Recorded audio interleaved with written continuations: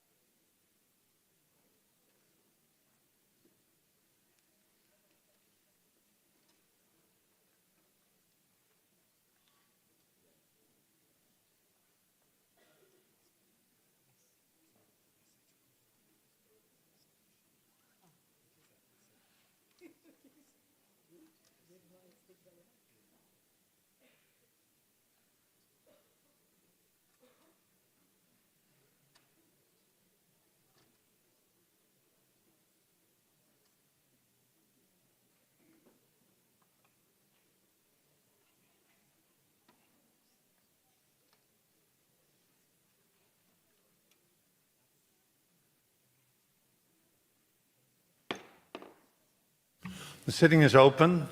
I would like to inform the Assembly that in view of the high number of speakers wishing to contribute to the debates later today, our second sitting will now finish at 8:30 p.m. First item on our business is the communication from the Committee of Ministers to the Assembly. Ladies and gentlemen, may I now welcome to the Assembly Minister of State for European Affairs of Ireland, Mr. Thomas Byrne, representing the Irish Presidency and of the Committee of Ministers of the Council of Europe. Minister Byrne, we are very pleased to welcome you in our chamber and thankful for you taking the time to exchange views with our parliamentarians. Yesterday we already heard you in our joint committee and we listened to your president earlier. The Council of Europe, as we all know, was established in the wake of war on our continent with Ireland amongst one of its founding members. Now Ireland's presidency occurs at a very critical juncture as collectively we once again face another war. As conflict ravages Ukraine, the unity of European states around values as well as their determination to step up cooperation to support Ukraine, victim of a war of aggression by the Russian Federation, and to build sustainable peace and multilateralism in Europe are of crucial importance. In this context, you, Minister Byrne, and Minister Scoveni's commitment and leadership are highly appreciated. This was particularly important for materializing the idea of a fourth summit of heads of state and government, which you have been championing since the beginning of your presidency. And let me not forget to thank and mention all the hard work and wise approach of your ambassador, Ambassador O'Reilly, as the chair of the Committee of Ministers' Deputies. We welcome in particular that during your presidency, a report of the high-level reflection group set up by the Secretary General and chaired by an eminent Irish political figure, former President Mary Robinson, was produced. This report provides, in my opinion, concrete recommendations for revisiting the Council of Europe's political position, political mission, in the light of the new realities, as well as for strengthening our mechanisms and tools to uphold our common values and legal instruments, including the Human Rights Convention, so as to re-establish peace and democratic stability on the continent. Our Assembly itself will propose to the Committee of Ministers our own proposals at this moment under preparation in our Political Affairs Committee with the rapporteur Fiona O'Loughlin, another important Irish politician. It was good to hear yesterday in the joint committee that our Assembly's proposals and our Assembly's participation in the fourth summit is highly appreciated by the intergovernmental side and by the chair of the Committee of Ministers. Mr. Minister Byrne, we look forward to work with you closely with the Irish presidency, the subsequent presidencies and the Secretary General in order to shape the content and the deliverables of the summit, as well as to garner support of European political leaders behind this idea. You can count on the Assembly's full support and cooperation. Minister Byrne, may I now invite you to take the floor.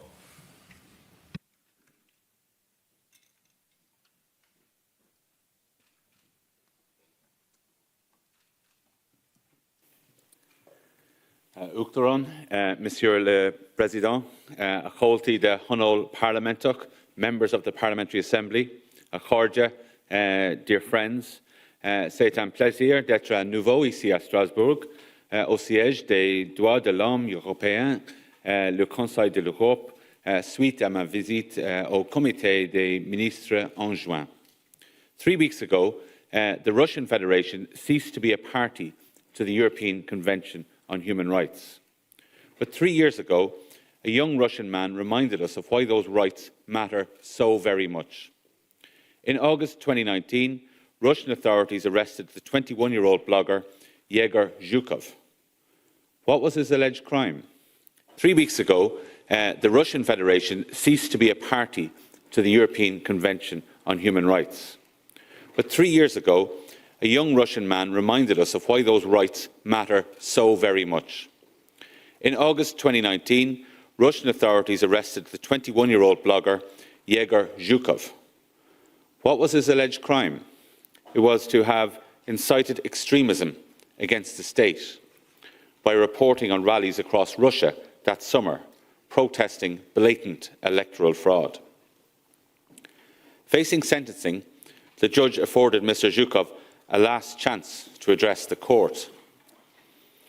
The young man rose and, if you don't mind, I'll quote a section of his remarks. "Common action," he observed, "is a rarity in a country where few people feel responsible. And where common action does occur, the guardians of state immediately see it as a threat. It doesn't matter what you do, whether you're helping prison inmates, speaking up for human rights, fighting for the environment, sooner or later, you'll either be branded a foreign agent or just locked up. The state's message is clear: go back to your borough and don't take part in common action. Where can trust come from in a country like this, and where can love grow?" End quote. Mr. Zhukov's testimony captures eloquently what rights really are, what civil society, media freedom, judicial independence, too often they're abstract terms, but we see what they mean concretely, and why this mission in this Assembly, promoting democracy, human rights and the rule of law across the continent, matters so profoundly. It's a mission that the Committee of Ministers shares. Ireland assumed the presidency 5 months ago at a time of profound crisis for our continent and a challenge for this Council. Grave moments, we believe, must be matched by great ambition, and our aspirations have reflected that. During our presidency, we have set out to renew what we consider to be the conscience of Europe, refocusing the Council's efforts in the wake of Russia's expulsion on the institution's core values and ensuring the most effective possible support for Ukraine and its people.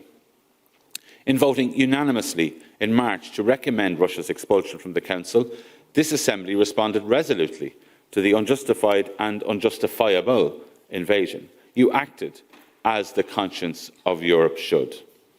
Our task since then has been to show the same conviction, the same conscience, the same urgency in supporting Ukraine and in holding Russia to account. Internationally, I'm proud that Ireland has been to the forefront of these efforts. In New York, as an elected member of the United Nations Security Council, we have consistently condemned Russian aggression, denouncing the invasion as illegal, unjustified and unprovoked. In Geneva, we pressed the Human Rights Council to appoint an independent international commission of inquiry into violations of human rights and international humanitarian law. And then in The Hague, we joined 38 other states in referring the invasion to the International Criminal Court, enabling Prosecutor Khan to advance his critical investigations. And here in Strasbourg, through our presidency, we've worked with your President Cox, Secretary General Burrich, and others to ensure that the Council's expertise is channelled as effectively as possible towards supporting Ukraine. In that context, we've backed the agreement of the Council's new adjusted Ukraine action plan. In July, Ireland helped to fast-track Ukraine's accession to the Council of Europe's Development Bank, establishing a new donor fund there to help those displaced by the war, and enabling the bank to play a key role in rebuilding Ukraine's shattered social infrastructure. And last month, for the first time in our history, we joined more than 20 other member states in intervening as a third party before the European Court of Human Rights in the case of Ukraine and the Russian Federation. While ahead of the high-level week at the UN, our presidency led the Committee of Ministers in reaffirming the urgent need for an unequivocal international legal response to the crime of aggression against Ukraine. Clearly, we must hold the authorities, both in Moscow and in Minsk, to account. But it's vital also to strengthen support to those in both countries who, like young Yegor Zhukov, those who seek to defend human rights and promote democracy. Svetlana Tikhanovskaya, who is a friend of Ireland from her teenage years and indeed a friend of mine, addressed this assembly in June. At the Presidency's invitation, she returned to Strasbourg in July to speak to the Committee of Ministers. There she called for more Council of Europe in Belarus and more Belarus in the Council of Europe. And last month, I'm pleased to say that the Committee of Ministers agreed to do just that. So committing to holding regular exchanges with Ms. Tikhanovskaya and inviting Secretary-General Burrich to establish a contact group to engage with representatives of the Belarusian democratic forces and civil society. I commend this initiative, and I hope that before long we can do the same with Russian democratic activists. So much has been done, but be in no doubt that much more is needed. And within this Council, within this Parliamentary Assembly, it's possible. So it's to that end, since assuming the Presidency, that Ireland has called for the heads of governments of the 46 member states to convene for only the 4th time in the history of this organisation, to reaffirm our shared conviction in the rule of law, to recommit to the human rights which are established in our Convention, to answer autocracy with the word democracy. A summit will not be held during the Irish Presidency, but I add my voice again to those urging that it be agreed as soon as possible and should be convened in the incoming Icelandic Presidency. I ask all of you in the Chamber to join with me in that and to call on your governments to do the same. Let Reykjavik be the place to reaffirm Europeans' rights and to renew our democracies. And let this be the time. Because if not now, when? And if not us, who? As to what substance of a summit should be, the high-level reflection group that the President mentioned, chaired by Ireland's former President Mary Robinson, has devoted the last 4 months to considering that very subject. Distilling submissions from this Assembly, the Court and many others, the group presented its final report only last week, and I commend and thank them for their efforts. And I'd urge all here today, across all of our capitals, to reflect on this wise and balanced set of recommendations that they have put forward to adapt this Council to reflect today's realities. I know too that the Assembly has convened an ad hoc committee to reflect on the case for a renewed and reinforced Council of Europe, and I'm thankful that my brilliant friend, Senator Fiona O'Loughlin, the head of our national delegation, is serving as rapporteur to this committee. And I know that she will soon present what is sure to be a similarly impressive report. Read together, though, these two reports will present a blueprint for institutional renewal. They may be ambitious, but now is the time for that ambition. Accordia, dear friends, chers amis, at the heart of the high-level reflection group's report and at the core of our presidency is a recommitment to the institution's founding freedoms, what we're about. Above all else, this means refocusing on human rights protections for civilians across Europe, not least through the European Court of Human Rights. Yesterday, I had the honour of joining my President Higgins as he called on the Court to meet President Spano and Judge Shifra O'Leary, who will next month take office as the Court's President. She's the first Irish citizen to do so, and the first woman, even more significantly. Her appointment is a great credit to her expertise, her experience, and a reflection of her standing here in Strasbourg, and indeed within the international legal community too. And it's a source of great pride to all in Ireland. Because Ireland actually really understands the Court, and the Court is an institution that Irish people would be familiar with. As the brave organisers of Europride in Belgrade affirmed to the world last month, LGBTI rights are human rights. And last week, Slovenia made history as the first Eastern European state to establish marriage equality, and I want to thank them for that. In 2015, the people of Ireland voted in a referendum overwhelmingly for the same right. But the path to that referendum was laid down in the courtrooms here in Strasbourg in 1988. Senator David Norris, a champion of civil rights, won a case against Ireland that led to the decriminalisation of homosexual acts. It was a testament to the Senator's own bravery, but also to the vital importance of the Court in protecting individual rights. And indeed, Senator Norris was represented by former President Mary Robinson during that case as well. It shows the wisdom of states implementing courts' judgments, however challenging they may have seemed. And they certainly seemed challenging in that era in Ireland at the time. But the court ruling was not ignored, because a court ruling ignored is not only a human right infringed, but it is also societal progress delayed. So, inspired by Senator David Norris's example and by the change our society has since enjoyed, Ireland has made protecting LGBTI rights a priority for our presidency. So in June, we invited leading LGBT plus activists to address the Committee of Ministers for the first time. And later this month in Dublin, we'll host a European roundtable on combating LGBTI hate crime across Europe. Above all, we set out to counter the false pretext that some states advance that, by denying individual rights, they're somehow defending traditional values. In reality, they're promoting fear, I believe, rather than protecting families. No value is more traditional than welcome. And what does family entail if not love? And that's what the people of Ireland voted for in 2015, and what Slovenia embraced last week, and what I believe this Council represents. Along similar lines, our presidency has focused on what the high-level reflection group rightly identify as one of the most egregious and persistent violations of human rights on this continent: the scourge of domestic, sexual and gender-based violence.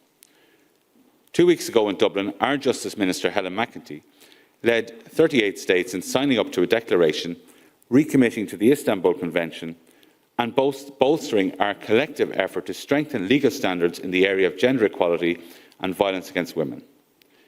As the conference title suggested, there can be no safe haven for those perpetrating violence against women or justifying it under false pretexts.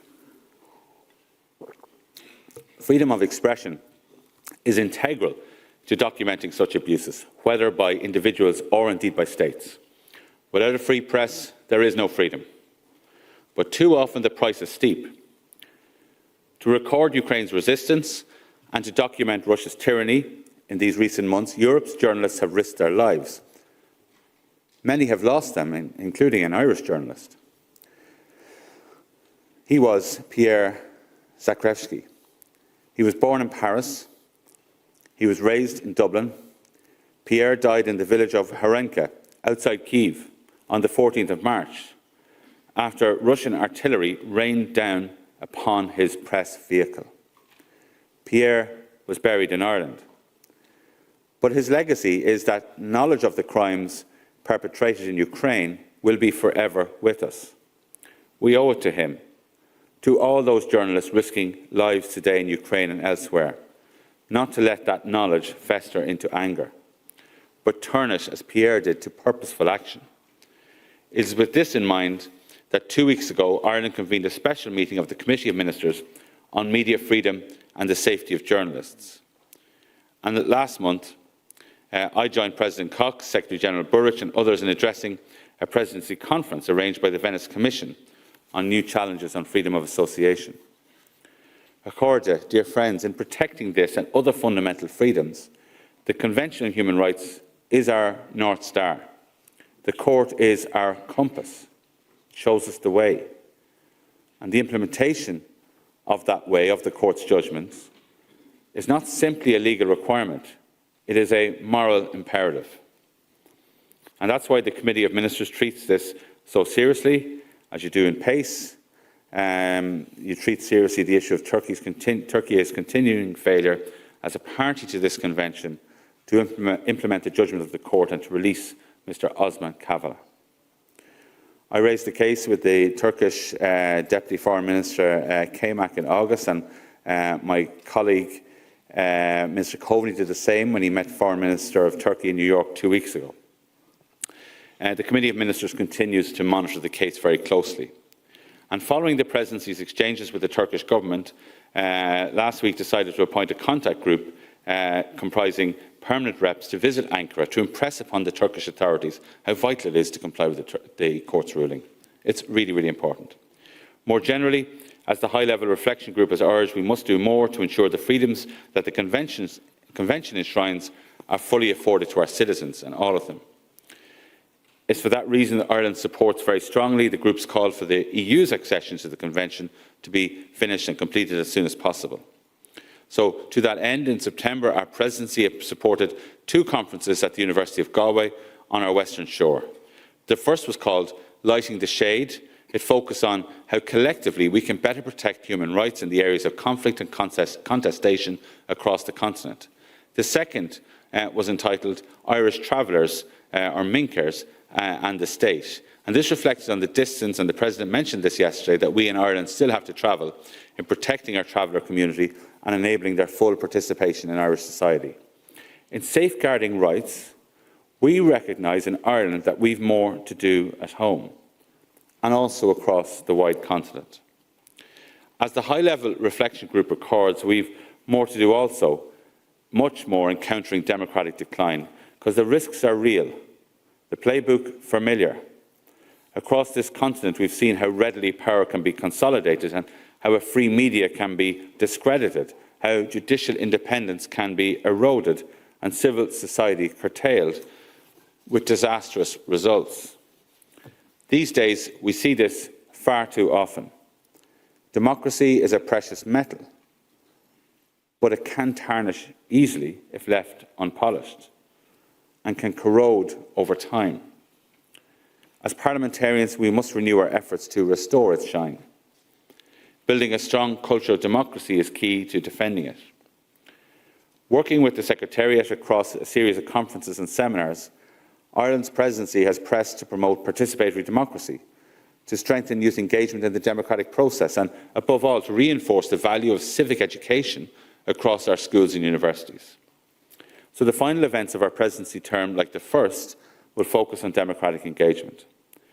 On the 3rd of November, we host a Congress on Global Education in Dublin, where states will agree a new European declaration committing to investment in education for sustainable development, global citizenship and human rights.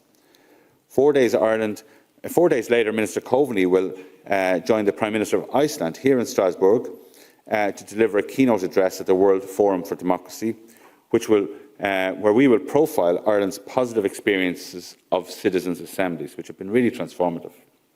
But we have to do more. If we're to reverse democratic decline, our efforts must be untiring. And it was President Kennedy who called us to untiring effort in the defence of democracy. Last week, our Taoiseach our Prime Minister joined the leaders of all but 2 of the 46 states that comprise this Council. He joined them in Prague to discuss energy, environment, economic and security policy in the framework of the new and welcome European political community. Now, this initiative was welcome. The discussions were really necessary, and we felt they achieved a lot. But I think we need to be clear that without democratic security, there is no security. Without the rule of law, there is no economic progress. Without human rights, there is no environmental renewal. And in these critical areas, the European political community was not established in Prague last week, but has existed here in Strasbourg since 1949. It is here in this chamber, and we must use it. Hարգելի, dear friends, the tasks of the Committee of Ministers are many, and I cannot speak to all of them this morning. But there is one issue that we as Chair are devoting much time, care and effort. Shortly before we took the presidency, Kosovo applied for membership of this Council. Now, as Chair, we've sought to be balanced and impartial in affording the Committee of Ministers time and space to review the application. Over summer, we sought and received detailed guidance from the Secretariat on the legal questions surrounding the application. On the 14th of September, we held a valuable exchange of views with Miroslav Lajčák, the EU Special Representative for the Belgrade-Pristina dialogue. And later this month, we'll hear Commissioner Mijatovic, the report on her recent visit to Kosovo. We've engaged extensively with members of the Committee of Ministers and will continue to, recognising the importance of the issue for all concerned. Dear friends, when Judge O'Leary assumes the presidency of the court next month, she will join Secretary General Buric and Commissioner Mijatovic in leading this council. How much stronger this institution is for having such brilliant and inspiring women across its 3 offices. But on the 8th of September, the world lost another inspiring female leader. In Ireland, we have a tradition of the month's mind, where we gather a month after a person dies to remember them together. So let me end this morning by remembering Queen Elizabeth and her historic state visit to Ireland in 2011.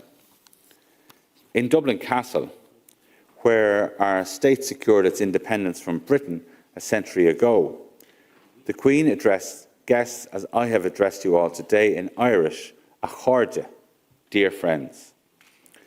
She spoke with profound honesty and eloquence of the relationships between our islands. She observed that her visit reminded us, and I quote, of the complexity of our history, its many layers and traditions, but also the importance of forbearance and conciliation, of being able to bow to the past but not be bound by it. End quote. As all here know, and as the Queen remarked in Dublin that day, the Good Friday Agreement, brokered by the British and Irish governments and underpinned by the European Convention of Human Rights, it saw a knot of history painstakingly loosened on the island of Ireland.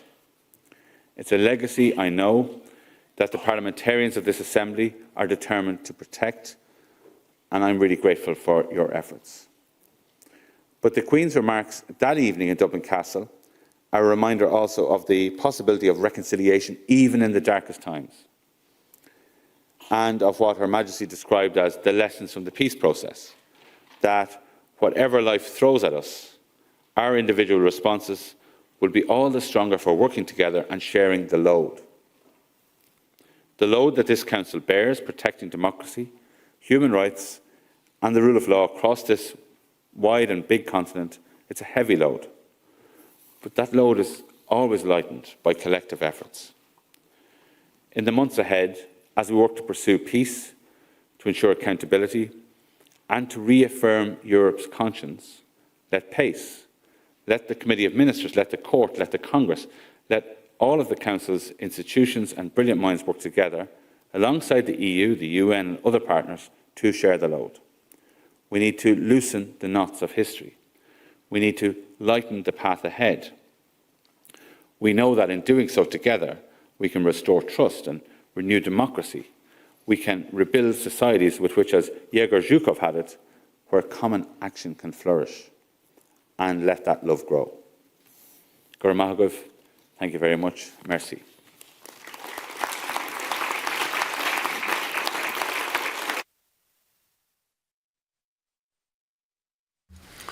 Thank you very much, Minister Byrne. Ireland is not only amongst the founding fathers of this organization, but is also amongst the best friends of this organization. And I thank you very much for, as I said earlier, for the hard work and the wisdom and the creativity that you, Minister Coveney, Ambassador O'Reilly, and the whole team have delivered until now. You will now answer questions from our members. The first question comes from, we first take questions from the representatives of the political groups, and then we see how much time there is left. First question comes from Madam Clotilda Buska from Albania, and she speaks on behalf of the group of the Socialists, Democrats and Greens. Clotilda.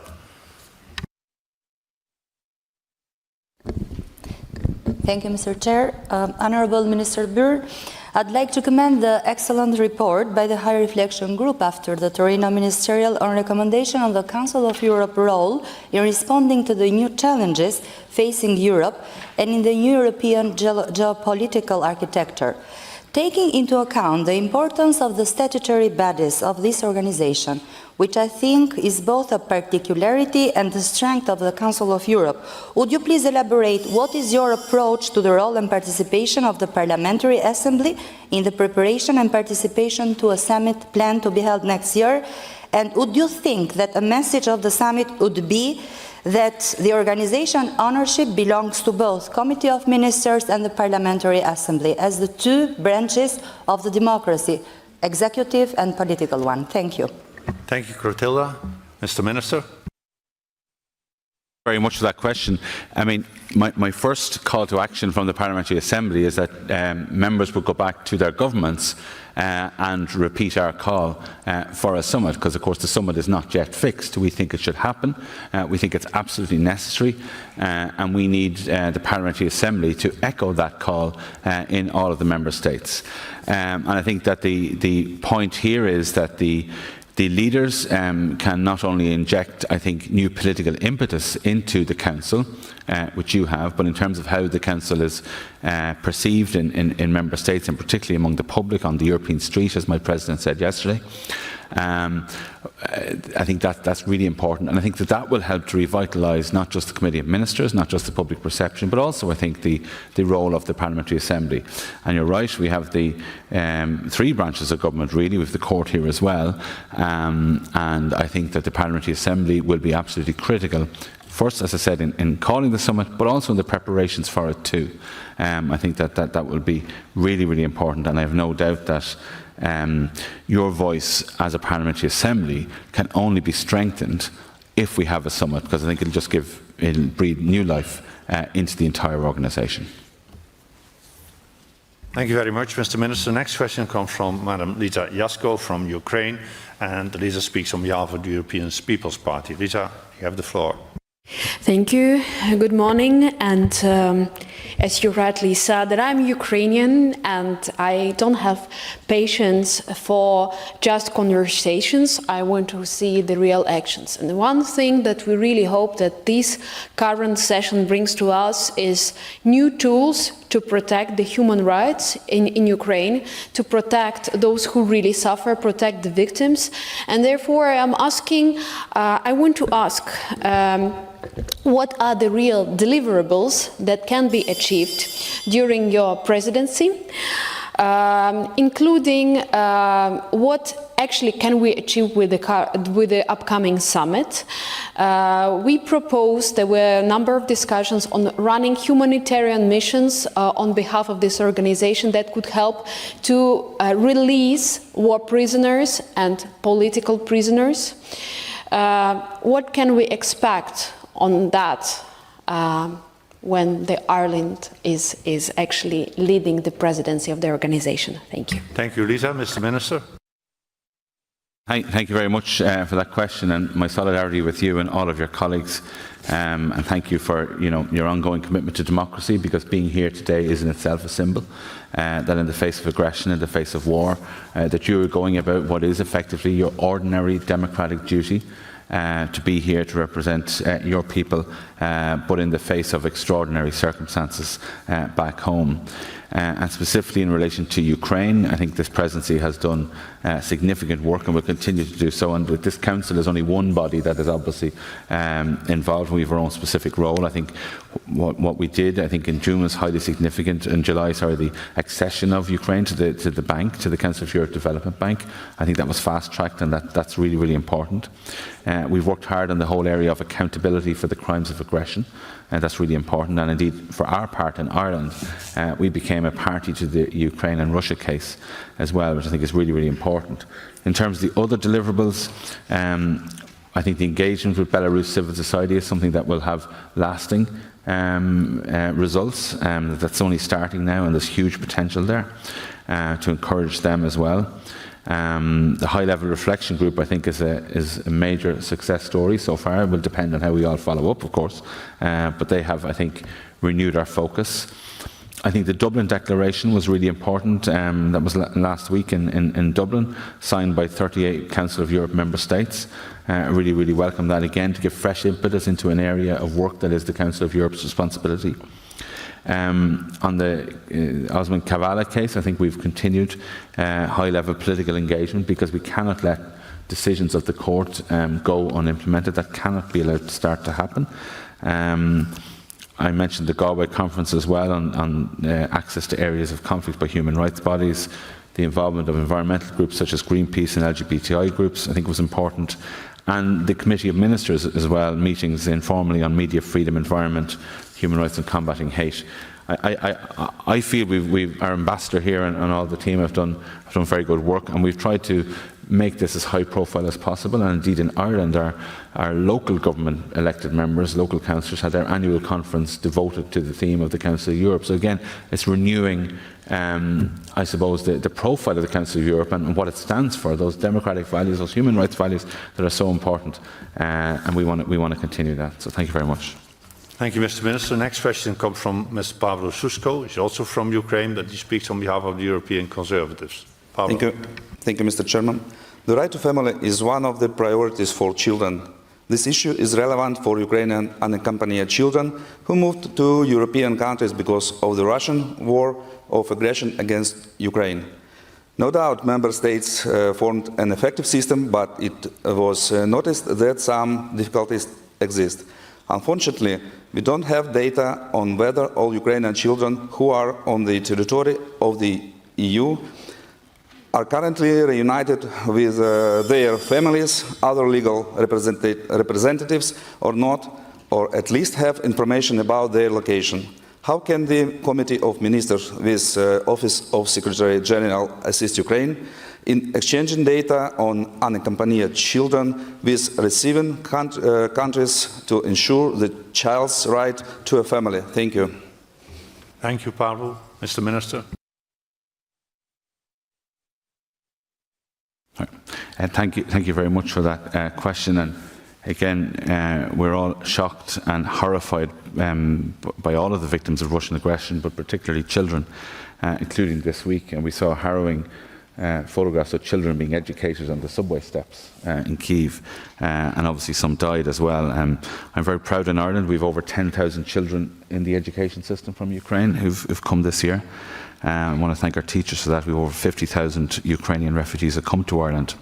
But there's no question that the reception conditions of both adults and children from Ukraine and their access to the services that they're entitled to are regularly discussed indeed by the Committee of Ministers, including in exchanges of views with the Special Representative of the Secretary General of Migration and Refugees. And I fully agree that special attention must be given to undocumented and unaccompanied children who are obviously at greater risk of becoming victims of violence, including sexual violence and trafficking. And indeed, I have, and Minister Coveney has as well from Ireland, and indeed other ministers from other member states, we've visited reception facilities, not just in our own countries, but in other European countries as well. And I think that's very, very important. Now, the Council of Europe has adjusted its cooperation projects in Ukraine to address the needs that have been expressed by the authorities, and this work is underway. We hope that we can support Ukraine in upholding the rights of children in Ukraine and those that have left. And this is of the highest priority for us in Ireland. With regard to protecting children, particularly from sexual exploitation, I know the Lanzarote Committee has done some work on that this year as well. And we're going to continue working on this as the highest priority, to have this war ended and to have this refugee crisis ended as well, because at the moment, coming into the winter, it looks like it could be a difficult situation as Russia continues its aggression. I think all of us will certainly do everything we can to support you, to support your refugees, and particularly child refugees as well.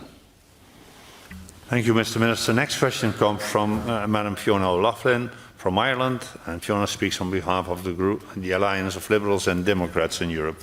Fiona.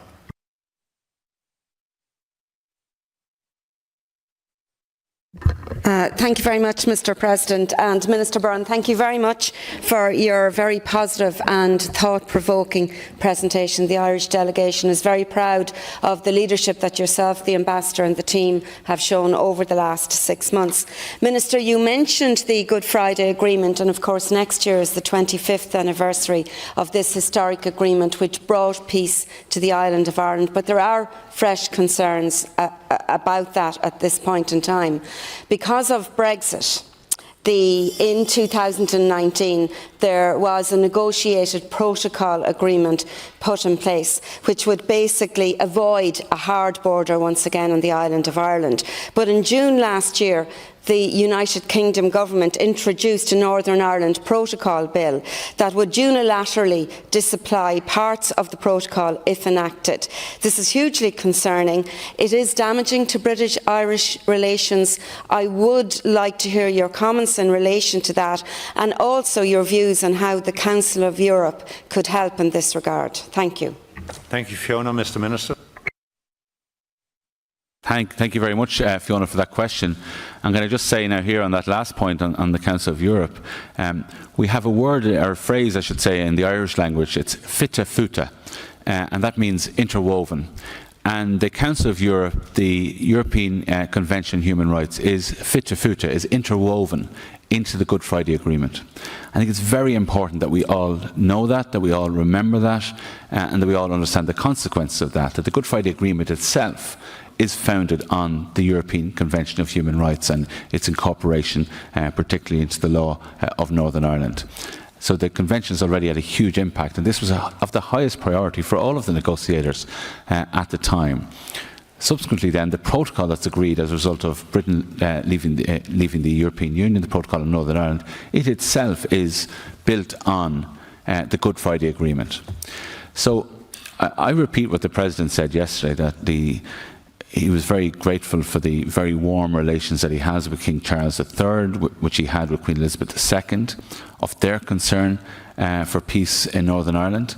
I think what we've seen in recent weeks has been really good connections, personal chemistry between counterparts at every level, between the British and Irish government.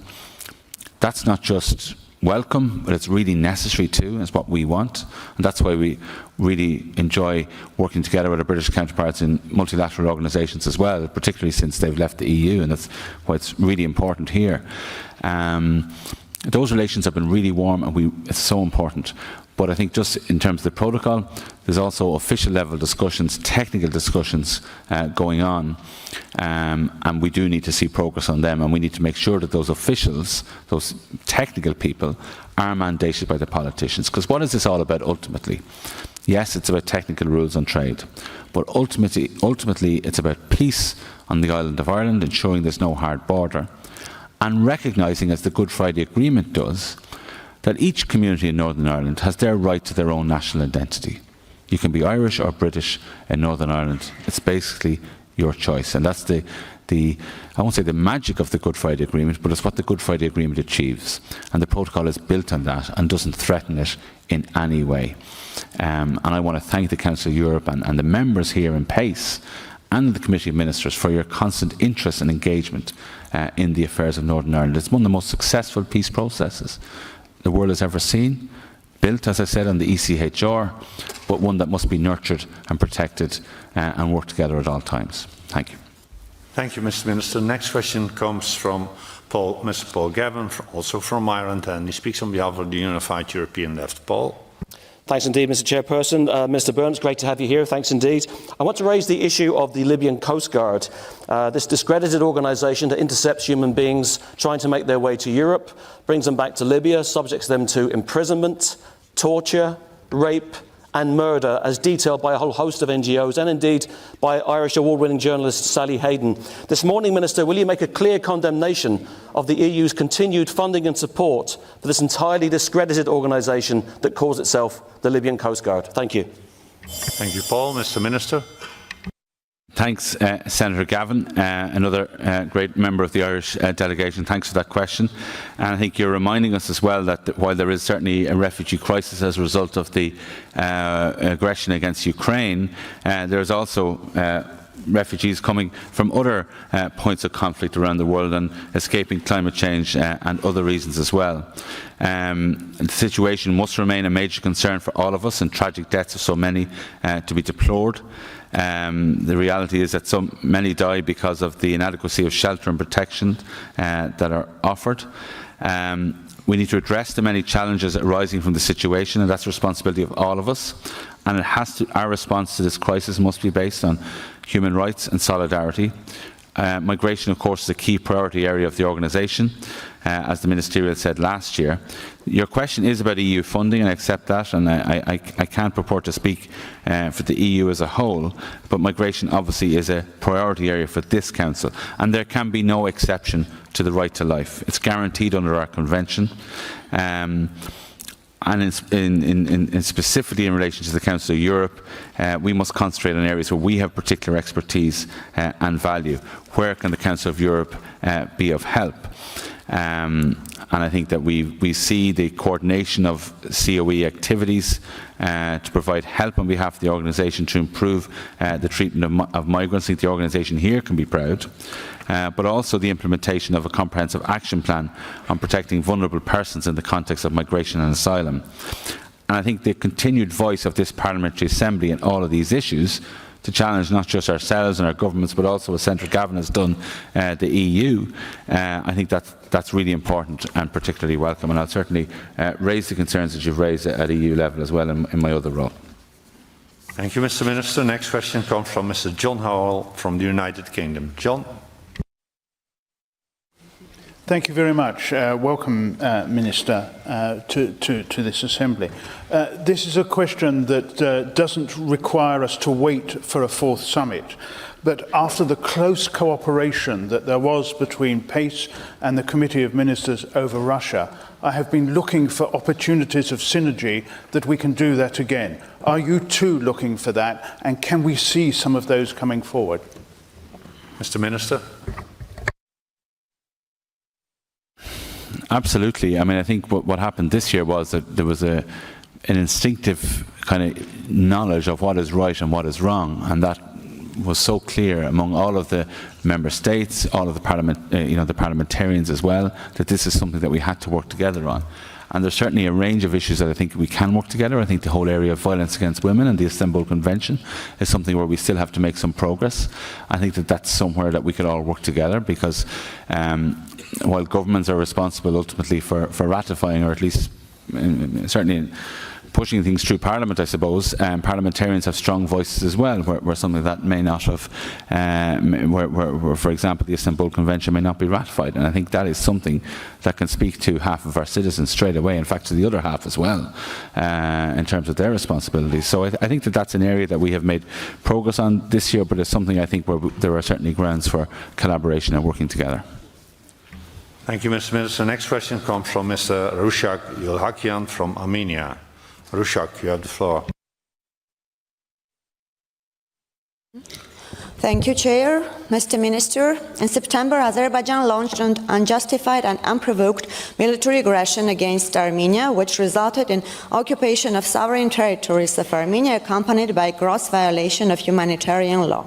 In the UN Security Council, Ireland voiced its deep concern on attacks directed at critical civilian infrastructure inside Armenian territory and called on the Azerbaijani side to urgently return to the previous positions. So my question is, what steps has the Irish chairmanship taken to address this serious breach of commitments by Azerbaijan? Thank you. Mr. Minister. Re-escalation of tensions between Armenia and Azerbaijan is lamentable. The use of military force is utterly unacceptable in settling disputes between our member states. I'm really glad that recent meetings at the highest level have taken place, and I hope that you'll soon agree on a peace treaty. In early September, the Irish presidency, we joined with President Cox here, and we jointly called on Azerbaijan and Armenia to engage in peace talks without delay. The Council of Europe has a role to play in creating conditions conducive to long-lasting peace, including through confidence-building measures. Now, by joining the Council of Europe, Armenia and Azerbaijan undertook to find a peaceful solution to this conflict, and it is essential that each country acts in accordance with the commitments. Thank you, Mr. Minister. We now take the last three questions together. First question comes from Madam Katalin Zöber from Hungary. The next question comes from Monsieur Bernard Fournier de la France. And the last question comes from Ms. Zia Altu Yaldis from Turkey. Katalin, you have the floor. Merci, Monsieur le Président, chers collègues. Thank you, Mr. President, dear colleagues, Your Excellencies. We, the Hungarian Presidency, welcome the Council of Europe, the Council of Europe, and the European Parliament, and the Council of Europe, profoundly agree the protection of human rights throughout the continent, especially in conflict areas, is one of the major priorities of your presidency. What do you think are the main outcomes that have been achieved on this priority? Thank you. Next question. Question.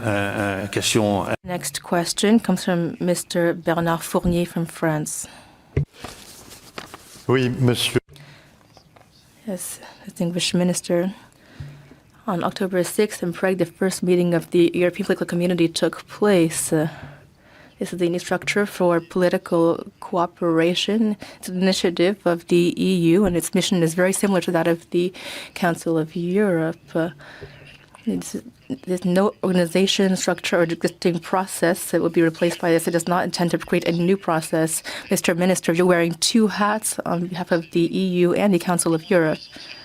How could your Irish presidency of the Committee of Ministers align itself with this initiative, and how do you view the cooperation between the Council of Europe and this new platform for political coordination? Thank you. Merci à vous, Bernard. La dernière question, the last question, comes from Zia Altu-Yaldis. You have the floor, Zia. Thank you, Chair. Dear Minister, I congratulate for your comprehensive speech.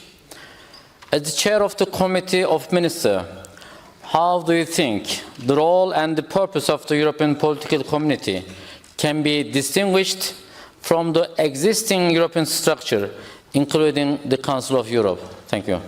Thank you, Mr. Minister. The last words are yours. Merci pour les questions. La première. Thank you for the questions. The first question from Ms. Sober is that on September 1st we held a university conference on the effective application of the Convention in Europe and disputed European territories. I took part in that very important event, which brought together experts from various countries. And the report of the high-level reflection group also issued recommendations on this issue that were quite clear. They proposed creating a Bureau of the Council of Europe, the goal of which would be to maintain updates about the situation in conflict zones. This is a very important issue, and the issue of accessing conflict zones is also an important one that must be addressed during the fourth summit, I hope. A question from my French colleague. I apologise, I'll answer this one in English if that's okay. Just on the connections between the European political community, I think, and the Council of Europe. I mean, I think we've different roles to play. I mean, first of all, I think it's so important that we're dialoguing together, that we're talking together in every single format. I think that we had a problem during COVID, in that obviously we had a medical problem, but I think we didn't see each other as much. And yes, many of us engaged on Zoom, many of us had telephone calls, but we didn't see each other as much. I think that was a problem then for diplomacy, for dialogue. And I welcome the European political community that has been formed. There's clearly some really, really important issues to discuss there.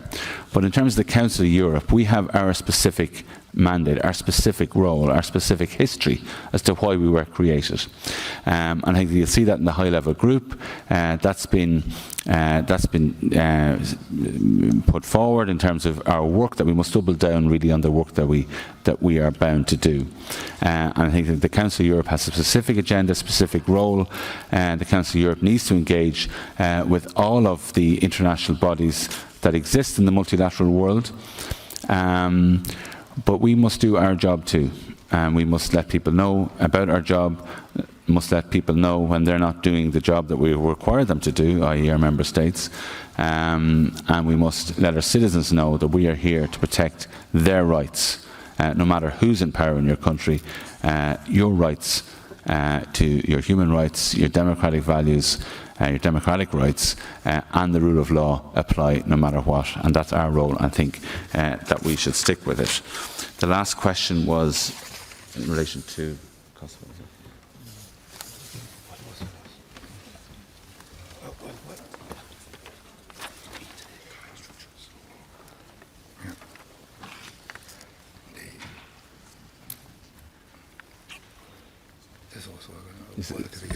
It was a similar question, I think. So I'll leave that there. If that's okay. I just lost my notes here. Apologies.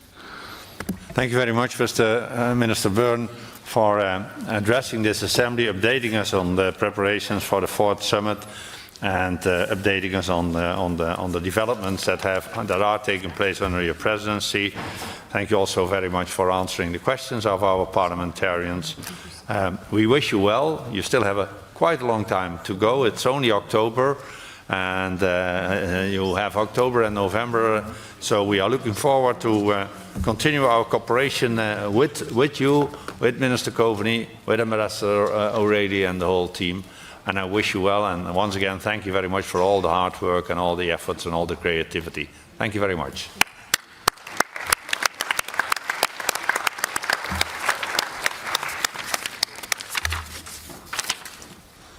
The next item of business this morning is the debate on the report titled "The Honouring of Obligations and Commitments by Turkey." You find it in document 15618 and addendum. It will be presented by Mr. John Howell and Mr. Boris Sidovic on behalf of the Monitoring Committee. In order to finish by 1 a.m., I will interrupt the list of speakers at about 12:30 to allow time for reply and the vote. We will start with Mr. Howell and Mr. Sidovic, the co-rapporteurs. You have 5 minutes each. I first call Mr. Howell in the debate. John, you have the floor. Thank you very much, Mr. President. Can I start this debate first by paying my own respects to Boris and to wish him well for the future. It has been a great pleasure working with him, and he has supported everything that we have done in a very, very firm contribution. Our Assembly is debating today the first monitoring report on Turkey since the country was put under monitoring procedure in 2017. In 2017, constitutional amendments were adopted by 52% of the voters, and a presidential system was established, dramatically changing the balance of powers. At that time, the Venice Commission had highlighted the many deficiencies of the system, starting from the lack of separation of powers. The report presented today is a mid-term review of the developments since then. A first monitoring report, but not the first debate which we have had in 2019, 2020 and 2021. The Assembly is not underestimating the terrorist threats that Turkey faces. It is not ignoring the regional context in which Turkey is operating. On the contrary. But we are convinced that a democratic country, fully respecting the principles of the rule of law, ensuring that all fundamental freedoms can be freely exercised, can even play a more positive role in the region. The report focuses on a number of different issues. The first of these is the implementation of the Strasbourg court rulings, and this is of paramount importance to safeguarding our system of protection of human rights. The Council of Europe has been following 2 emblematic cases on the non-execution of the court judgments. This concerns a philanthropist, Osman Kavala, and the leader of the HDP, the second largest opposition party, Mr. Demirtas. The court found a violation of Article 18 of the Convention in these cases. In the case of Mr. Kavala, an infringement procedure was launched in February of this year, and the European Court of Human Rights confirmed in July that Turkey had failed to implement the court ruling of December 2019. In the meantime, Mr. Kavala remains in prison for unfounded reasons. The aggravated life sentence given to him was, quite frankly, outrageous. This is without mentioning the heavy prison sentences that were given to his co-defendants. Dear Turkish colleagues, an infringement procedure is a rare and serious procedure. And we have tried throughout the preparation of this report to have a meaningful dialogue with the Turkish delegation and the Turkish authorities, and we have found the Turkish delegation very acceptable to having those discussions. This dialogue needs to continue at the highest level to find a way out. The President of our Assembly and the Chair of the Committee of Ministers should discuss further action and envisage how and when additional steps should be taken. Mr. Kavala and Mr. Dermitage are two high-profile cases, but they are only the tip of the iceberg. Another core issue addressed in this report is the functioning of the justice system and the lack of its independence, and this affects thousands of people. Again, we refer to the opinion of the Venice Commission and Greco, which have issued recommendations on this issue. Restoring the independence of the justice system is a crucial issue, and despite some steps taken, it remains largely unaddressed. The composition of the Council of Judges and Prosecutors is not in line with our standards. The independence of the Constitutional Court must be strengthened to reinforce the mechanisms of individual applications which have been so important to protect the rights covered by the European Convention on Human Rights. The deficiencies in the Turkish legal system are not only raised by international bodies. It is documented by the Turkish Constitutional Court itself. 70% of the violations found in individual applications lodged since 2012 concern the right to a fair trial, which is protected by our Convention, and we need to continue to work on this question. We have also expressed our concerns concerning the situation in prison, alleged ill treatment in places of detention, and the fate of sick prisoners dying in prison. This is an area where the authorities, we believe, should and could do more. Thank you, John. Boris, you have the floor. Mr. President, the final timely issue addressed in this report is the preparation of the presidential and parliamentary elections in 2023. Here are some of our findings that concern the electoral environment. First, we regret to see that the situation of opposition politicians remains difficult. Let us recall the previous resolutions adopted by this Assembly. And our concerns about the issue of parliamentary immunity. Dozens of MPs have seen their immunity lifted. This is disproportionately affecting the opposition MPs and paves the way to their arrest. A few days ago, proceedings were initiated in the parliament to lift the immunity of the leader of the main opposition party, CHP, Mr. Kilic Daroglu, for speeches made 8 years ago.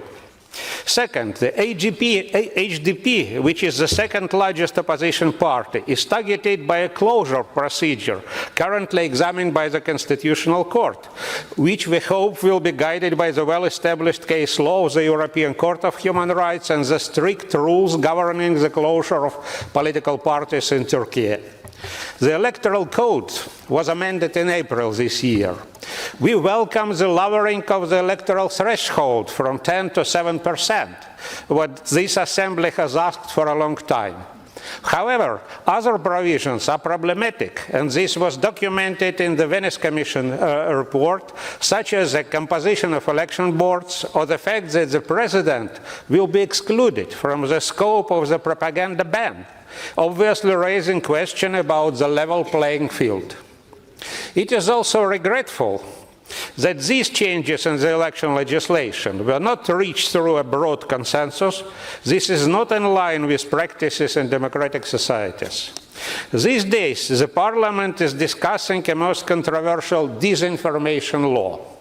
The Venice Commission is clear. The proposed amendment to the Penal Code criminalizing the dissemination of false and or misleading information would trigger more chilling effect and increased self-censorship. This provision is neither necessary nor proportionate to the legitimate aim. It interferes with the freedom of expression and could cause irreparable harm to the exercise of freedom of speech before elections.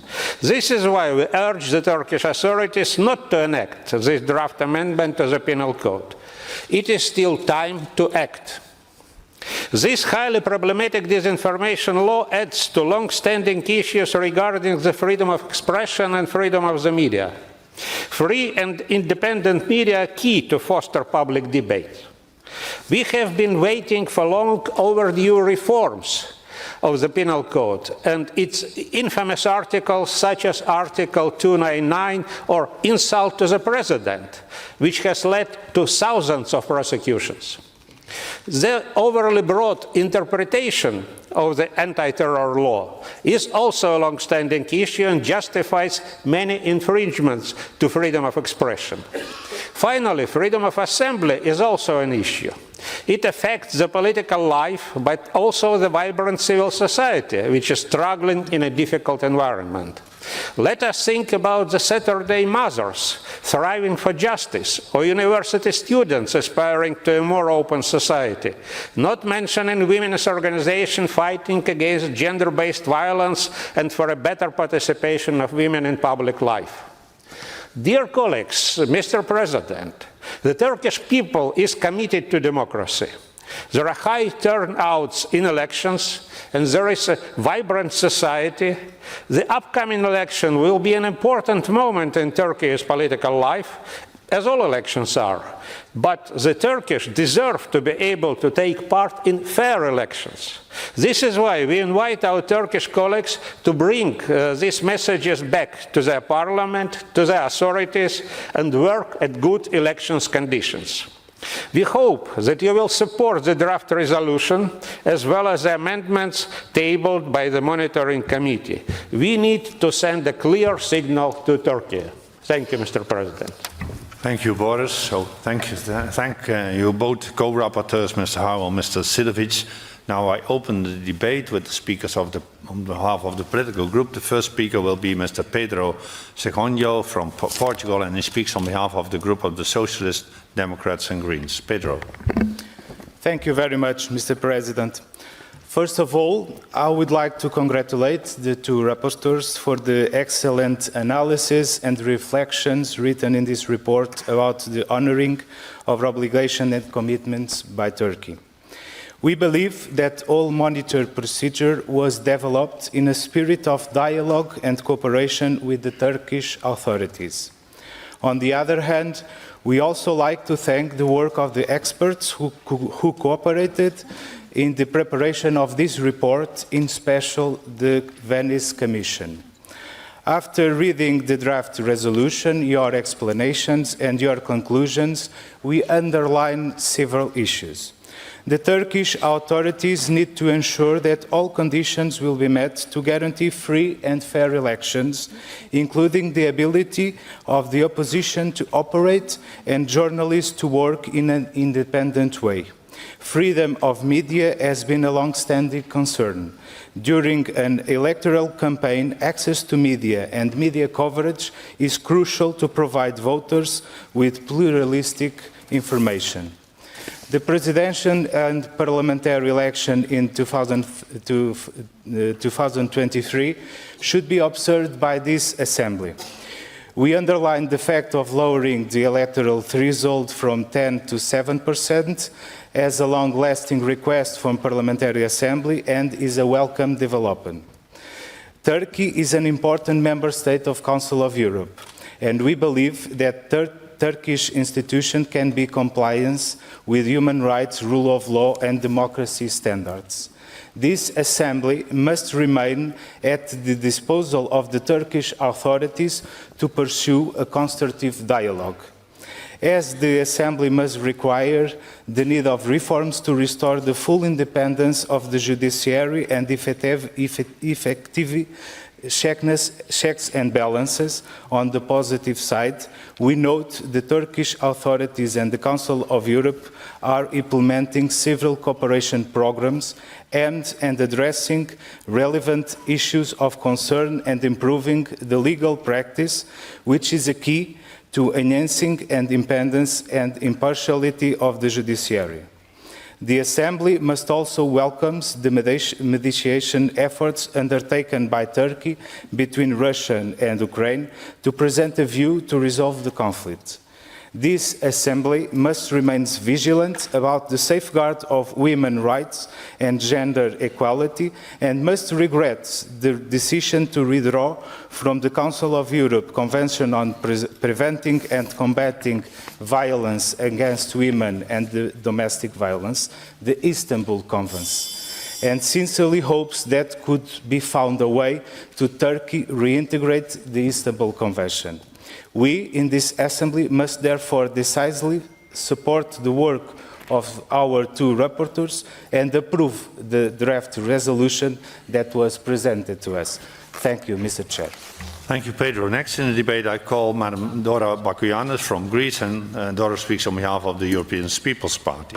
Thank you, Mr. President. Dear colleagues, on behalf of the EPP Group, allow me to thank the rapporteurs for their work and the Monitoring Committee for its meticulous observations. We must confess, nonetheless, that this report is an alarm. It's a signal that should activate us all in this Assembly, but above all and most, the Turkish delegation. The report validates a harsh reality. Democracy in Turkey has been deteriorating so fast and so much in the past few years that it is essentially non-existent. I welcome you to read some of its lines out loud. Ongoing crackdown on political opposition and human rights activists like Kavala Demirtas. Attempts to close political parties. Arresting of elected officials. Restrictions in the freedom of speech and media. Withdrawing from human rights conventions. Lack of transparency in the judiciary. Jailing of dissidents, of people with different opinions, and of course, not respecting the decisions of the court. What is the takeaway of this report for us, an Assembly, and for the Turkish delegation as our colleagues? It's not a pointing of a finger, but a genuine concern. Today, more so than ever, my dear friends, it's imperative that values of democracy, of rule of law, of human rights and freedom be more than just words in a report, because they are values, the way of life, for which people in Ukraine and elsewhere are fighting for and dying for. I call on our friends at the Turkish delegation to reflect on this report. I call on President Erdogan to do so as well. Turkey does not need to look constantly for battles abroad or threaten the other countries and seek to fight enemies that are non-existent. The true fight, the one that exists, will be for its democracy, for the prosperity of its people, and we are all here to make sure that Turkey will succeed. Thank you. Thank you, Dora. Next in the debate, I call Madam Nigar Arpadaray. She's from Azerbaijan and speaks on behalf of the European Conservatives. Nigar. Thank you very much. Dear colleagues, I would like to thank the rapporteurs, Mr. John Howell and Mr. Selevic, for the comprehensive report covering a number of important issues pertaining to the honoring by Turkey of its obligations under Council of Europe membership. I am glad that the report contains a clear statement that the work of rapporteurs have been carried out in a constructive and positive dialogue and engagement with Turkish counterparts. This is a very good and important sign. Dear colleagues, long time has gone since the times when democracy was on the offensive and it was marching globe and Europe. Democracy today is on the defensive, not only on the perimeter of European space. It has been hit and bullied all over the Europe in the last years. It has been damaged under the so-called public good argument during the recent pandemic, and it currently inevitably suffers from Ukrainian-Russian war. Efficient and just courts, freedom of expression, and fair and competitive ground for political participation are in the core of aspiration of all of our members. What I noticed from the report is that there have been either reasonable progress or meaningful positive engagement of Turkish authorities in the number of issues related to the topics of the monitoring. Turkey played and continues to play extremely important role of a flagman of democracy in its unique location, reaching out to Black Sea, Eastern Mediterranean, Caucasus and Central Asia. It is a functioning pluralistic society with well-established local governance and judiciary, versatile media and wide political spectrum. All this is not an easy task to sustain in a very difficult environment of region where Turkey is located. And whatever the preachers of democracy may say, you cannot take the country out of its geographical context, for all these, Turkey deserves praise much more than it deserves criticism. Turkey brings enormous added value to Europe and provides geographical depth to the continent. In essence, it makes Europe stronger. We now see Turkey's role in the Ukraine-Russia conflict, which opened the channel for humanitarian corridors, freedom to Ukraine captives of war, and allowed for safe Ukrainian export of grain. The reason I bring this up is that Turkey sometimes faces disproportionately large amount of criticism in this hemicycle. All members of the Council of Europe deserve to be criticized now and then, and all the members should be trying to reach the standards that were put. But the Council of Europe shouldn't be the arena for cultural and religious bias. It should be the platform for building common European space.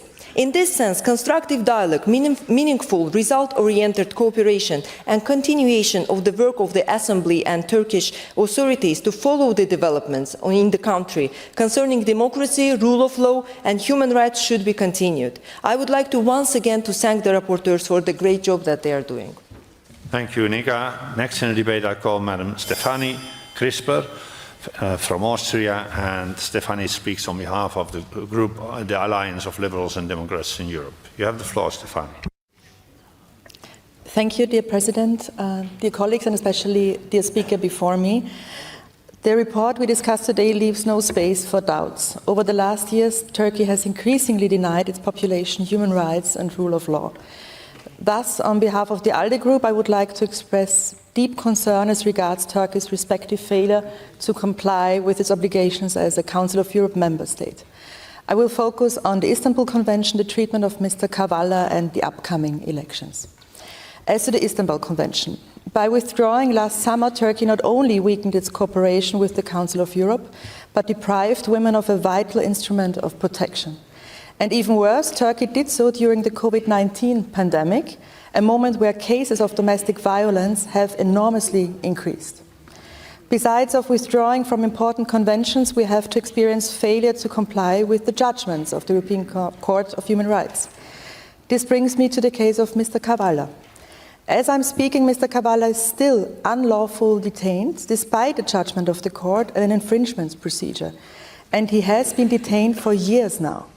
There is not one single argument that justifies his detention, and thus Turkish authorities must instantly release him.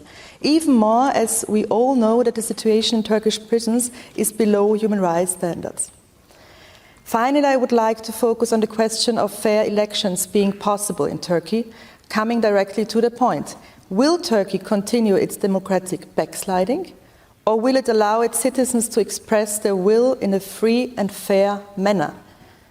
Well, there is already a tendency to be identified when looking at the current breakdown on democratic norms, restrictions on freedom of expression, and the government's near monopoly on broadcast media.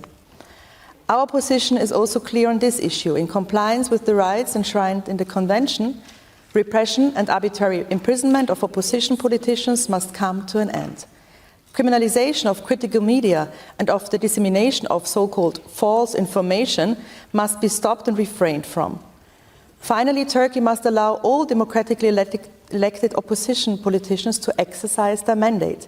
I'm talking about the mayors who have been dismissed under unfounded allegations and replaced with non-elected officials close to the ruling party. We, the ALDE Group, will closely follow the monitoring of the elections and its results.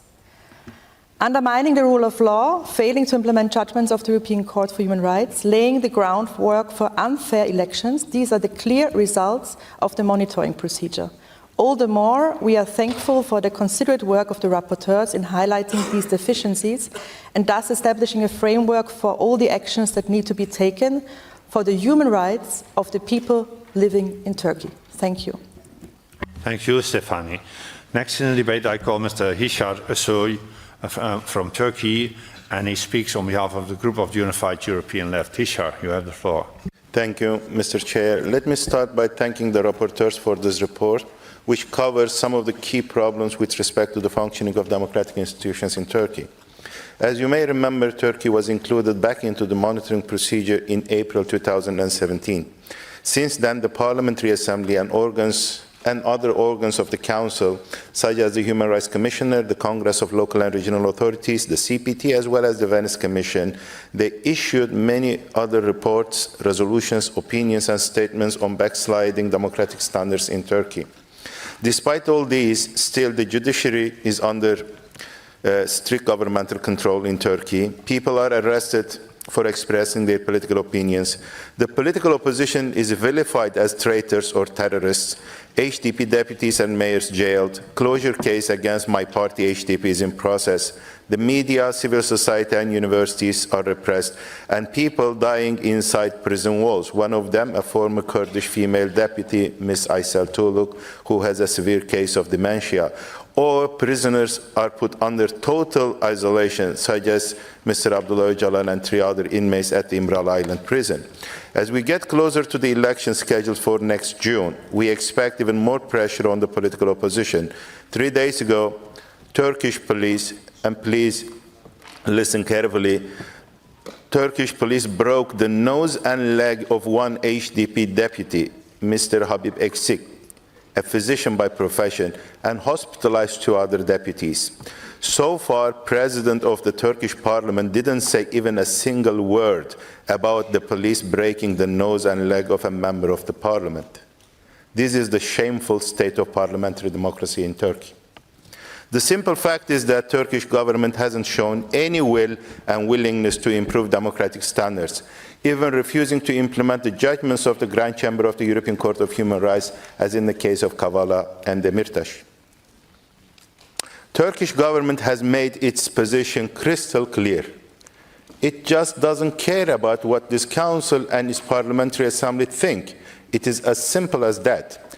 What we do not know, though, is what this council and its parliamentary assembly plans to do with a member state that not once or twice, but consistently defies its rules and refuses to implement its judgments and decisions.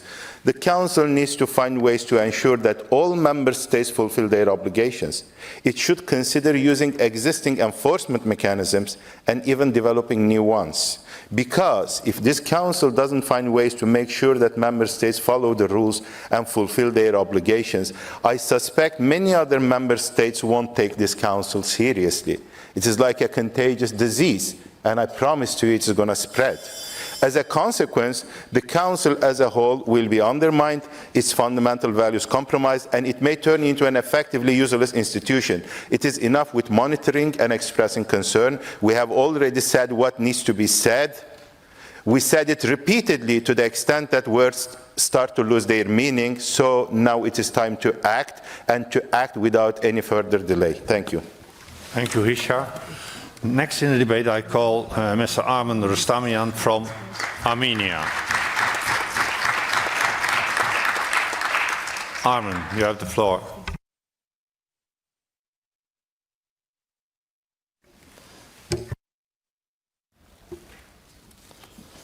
Monsieur le Président, chers collègues, on doit affirmer déjà. President, dear colleagues, we clearly are witnessing a collapse in the existing world order based on respect for common principles and values, especially when it comes to the obligations of non-use of force or threat of force and peaceful settlement of disputes and conflicts.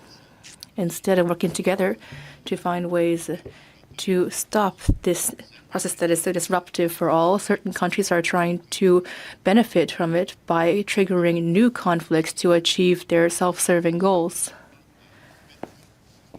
including through inflation of oil. Turkey is doing this together with Azerbaijan today. They've decided that now is the right time to force Armenia to make concessions that would allow it to achieve its long-standing goal, that is aligning with Turkey to get rid of Armenia. This alliance is based on ethnic identity. They've proclaimed a two-state people and recently signed an anti-Armenian agreement in the city of Shushi, occupied by Azeri forces after the last conflicts in Artsakh. This declaration, which calls into question universal international norms clearly demonstrates the aggressive intentions of the signatories and also reveals the geopolitical goals at hand. Given these large-scale intentions, Turkey continues to hypocritically claim that it wants to normalize relations with Armenia without any preconditions. We recall how Turkey, when requesting accession to the European Union, stated that it had no problem with any of its neighbors. And yet we know the outcome. There are actually no neighbors without problems with Turkey. Armenia wants to establish good relations with Turkey, but for this to be possible without conditions, it should not depend on relationships with Azerbaijan.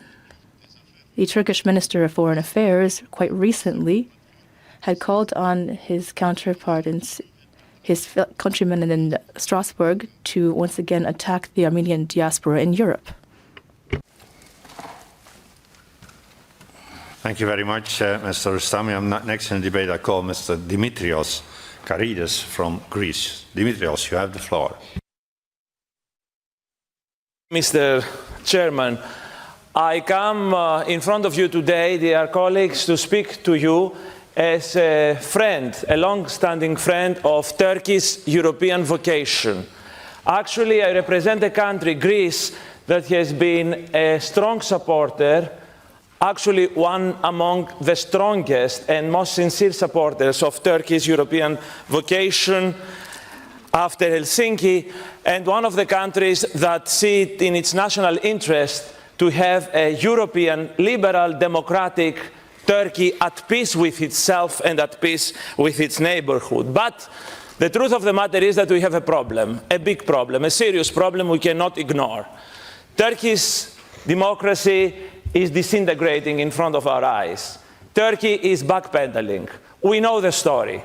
The first years, Erdogan rode the democratic and liberal bus to get rid of the role of the army and of the deep state, but since the mid-2010s, things have gone the opposite way, accelerating with the change of the constitution in 2017. It's not for me to say, and I don't want to dispute, we have the indexes, we have the objective listings. Everybody consults around the world, the Economist Index for Democracy, the Freedom House Index for Liberty and Democracy. Turkey is ranked among the lowest in the world, not in the first 100, together with Mali and Haiti, according to Freedom House, 134th in the world as a non-free society and a hybrid regime, according to The Economist. So we have a problem beyond any doubt, no matter how the apologists of the regime might want to pretend otherwise. And we have an additional issue we cannot ignore. Putin and what happened with Russia leaves no room for complacency. We have heard the criticism from our Ukrainian friends and our other friends from Eastern Europe that we had been very lenient with Russia for too long. We cannot allow the same to happen with Turkey. We know that a regime that turns against its citizens will turn against its neighbors as well. And as we are heading towards the elections of 2023, we cannot allow this derailed train of democracy to go into a big crash to the detriment of the Turkish people first and foremost, peace and stability in the region as well. So we urge, according to the report, our Turkish friends and colleagues to work together to improve the situation. And as someone who was born in Kavala, the city where Osman Kavala's family comes from in northern Greece, I want to conclude by saying the simple thing: respect the European Court of Human Rights rulings and free Kavala now. Thank you.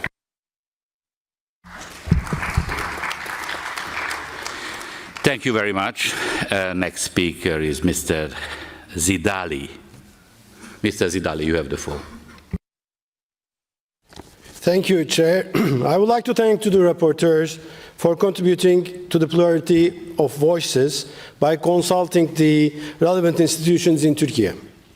Turkey is a democratic state of law with 150 years of parliamentary tradition. We have no issue that cannot be solved in terms of democracy, fundamental rights, and freedoms. Although the decisions taken by current government are decisive in the implementation of policies and international perception, our country is not limited to the current government and its practices. My call to you regarding Turkey is to distinguish between the state and the current government. As you will notice after the next elections, that your 34-page report will be much shorter within a couple of years. Our roadmap is ready. We will exit the presidential system, which is frequently criticized in the report for being less democratic than before. Following the next election, we will implement strengthened parliamentary system where the separation of powers will be sharply enforced, checks and balances will work effectively, and democratic institutions will gain power again. We are aware of the democratic regression in our country. We will build the system which corresponds to a participatory, free, and pluralistic democracy where fundamental rights and freedoms are guaranteed. Reports also mentions that you understand our sensitivity against terror. While we will be taking all necessary steps for democracy, will you do your part against terrorist groups? So what kind of support will you supply for this sensitivity you understand? Members of organizations affiliated with PKK, which is recognized as a terrorist organization by EU, are walking around freely in member countries. Are you sure that you really understand our sensitivity against terrorism? If you do, will you make recommendations for member states to take steps in this regard? Another issue, why do you think would you carry out a coup attempt against democracy? Why do you still call those who carried out coup attempts as movements?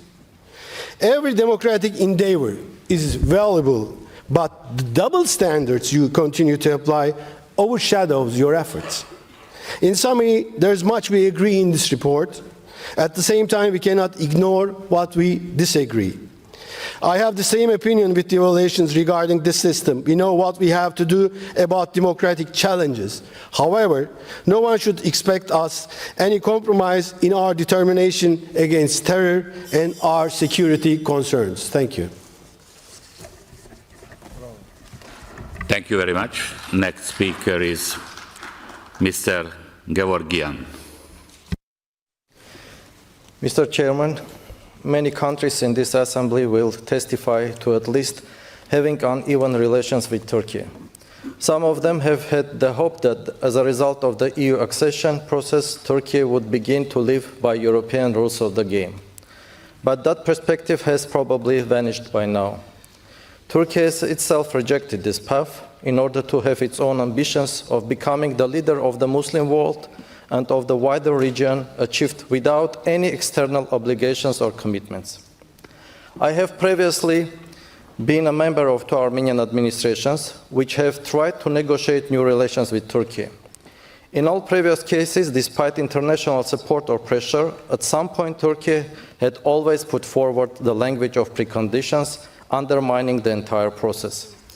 While calling for peace and stability in our region, Turkey has for more than 25 years rejected to open the borders with Armenia. Neither it has ever made a big secret of its political, military, and other forms of support and patronage over the Azerbaijan in the latest military aggressions against Nagorno-Karabakh and Armenia. Turkey and its minor ally, Azerbaijan, aspire to fundamentally change the political map of South Caucasus, build a new architecture of regional security and stability with full-fledged domination of Turkic world and by neutralizing the so-called Armenian issue to the extent possible. At the same time, For many European states, the Turkish factor has become a serious domestic political challenge.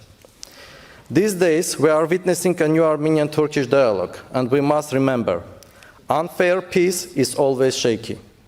There are concerns that such a dialogue will again become a demonstration of dominance by Turkey, where it will redefine a region by assigning its own understanding of roles for each of its nations. Dear colleagues, most recently here in Strasbourg, Turkish Foreign Minister Mevlut Çavuşoğlu for yet another time has made claims to the descendants of the victims of Armenian genocide in Ottoman Empire.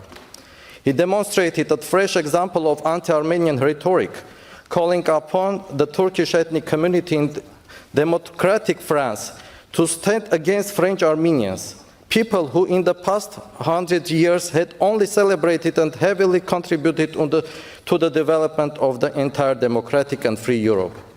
This is exactly why I want everyone to know that not only in Armenian diaspora, but also in Armenia, the great majority of our people are not ready to trust a neighbor who does not realize what it had done in the past and does not draw reasonable conclusions in its present policies. A neighbor who prefers ethno-religious sentiments and priorities in regional relations. Mr. President, I don't believe that our organization or any European value-based organization should allow Turkey to follow its short-term interests by sacrificing long-term European credibility. Thank you. Thank you very much. Next speaker is Madame Yassar. Merci, Monsieur le. Thank you, President. Dear colleagues, first of all, I would like to emphasize that we should avoid double standards. This gets criticism in the report against Turkey, but on the other hand, we have seen unjustified measures against Russian populations in Europe due to the Russian attack on Ukraine, which we all condemn. For example, Valery Sajiev, there was an agreement made to cancel concerts of the Philharmonic Orchestra in Munich. Whatever the conditions may be, we all are required to apply the law and to uphold the standards of the Council of Europe. Otherwise, we would end up with a double standard system that could undermine the effectiveness of our assembly. As for the report on Turkey, first of all, I would like to highlight that I do not agree with the viewpoint of the rapporteur on Turkey. Secondly, I would like to express my disappointment with regard to the criticism on the independence of the judiciary and the execution of the rulings of the European Court of Human Rights. The first thing I would like to say is to emphasize that democracy, human rights, and rule of law are the founding pillars of our constitution and Turkish society as a whole. Impartiality and the independence of the judiciary are principles that are firmly enshrined in the Turkish constitution. Our constitution guarantees the independence and impartiality of our courts as well as lower jurisdictions since the ruling of the Constitutional Court. These rulings must be followed by executive, legislative, and judiciary branches of government and apply to all administrative authorities as well as legal and moral entities. As one of the founders of the Council of Europe, Turkey is aware of its responsibilities as a member of the Council of Europe, including its commitment with regard to the European Convention of Human Rights.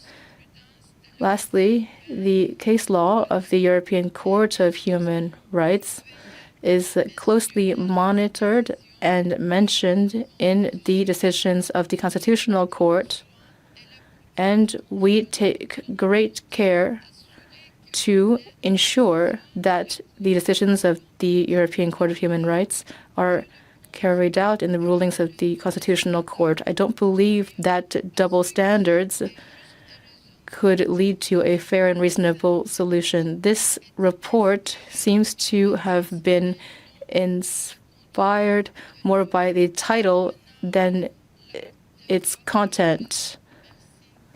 Thank you. Thank you. The next speaker is Stefan Shanach.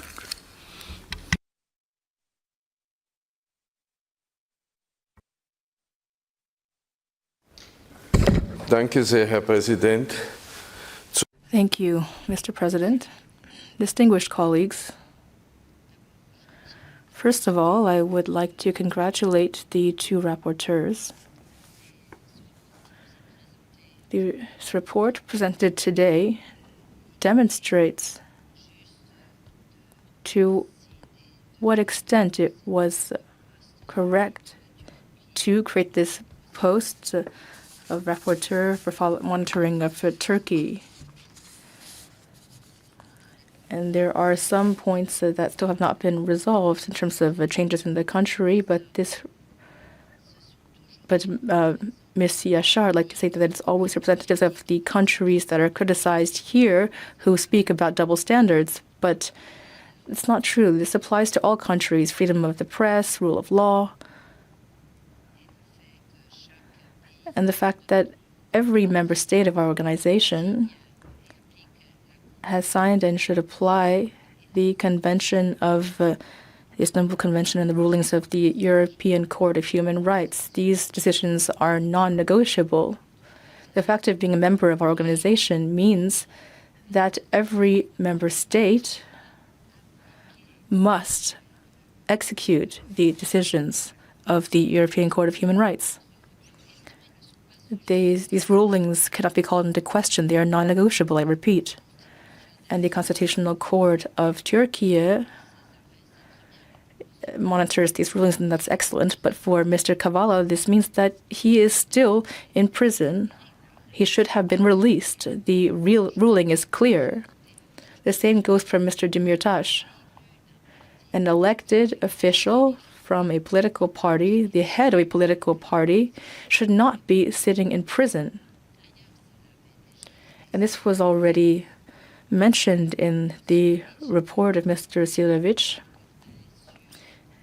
an older report on elected officials who are being detained.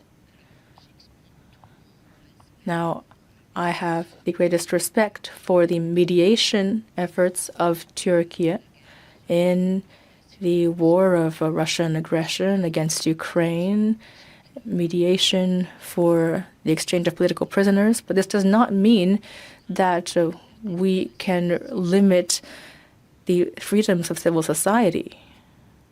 It does not mean that they can restrict freedom of expression and of the press, or that they can persecute the Kurds in Iraq. This creates instability, and let's not forget the participation of Turkey in the war between Azerbaijan and Armenia, and also the elections in Bosnia. There was a clear influence from Turkey, which is not a good thing. In the Council of Europe, we'd recently been to Izmir, which is a major celebration, and we had awarded the prize of Europe to Izmir, and this dialogue that took place there must continue. All of our criticisms here must be taken into account. Next speaker is Ms. Valentina Martinez-Ferro.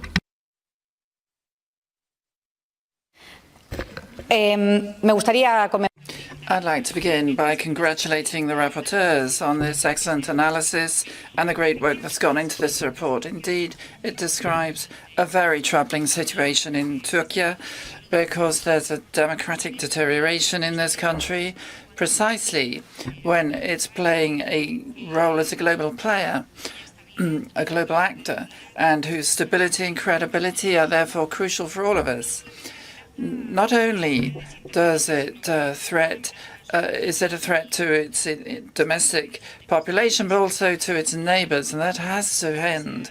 Turkey must be a free, democratic country at peace with its own society and especially its neighbors at this especially difficult time of war inside Europe's frontiers.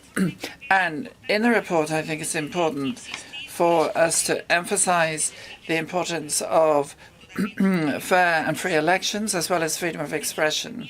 We also request further urging for respect for civil society, the rule of law, and above all, the independence of the judiciary. Indeed, it's especially troubling to see the country has now left the Istanbul Convention, particularly as regards the status of women. And lastly, I think it's also important for us as an assembly, as the Council of Europe, to pledge ourselves to following this up. We ourselves also have a responsibility. We should be the yardstick for all of those in Turkey and elsewhere who are fighting for democracy, and we need to support them. And reports such as these should be sufficiently inquisitive to back the Turkish people, which are the source of our hope, with a commitment to peace, freedom, and democracy. So let us back them to the hilt in that process. Thank you. Thank you, Mrs. Martinez-Ferro. Next speaker is Mr. Lux.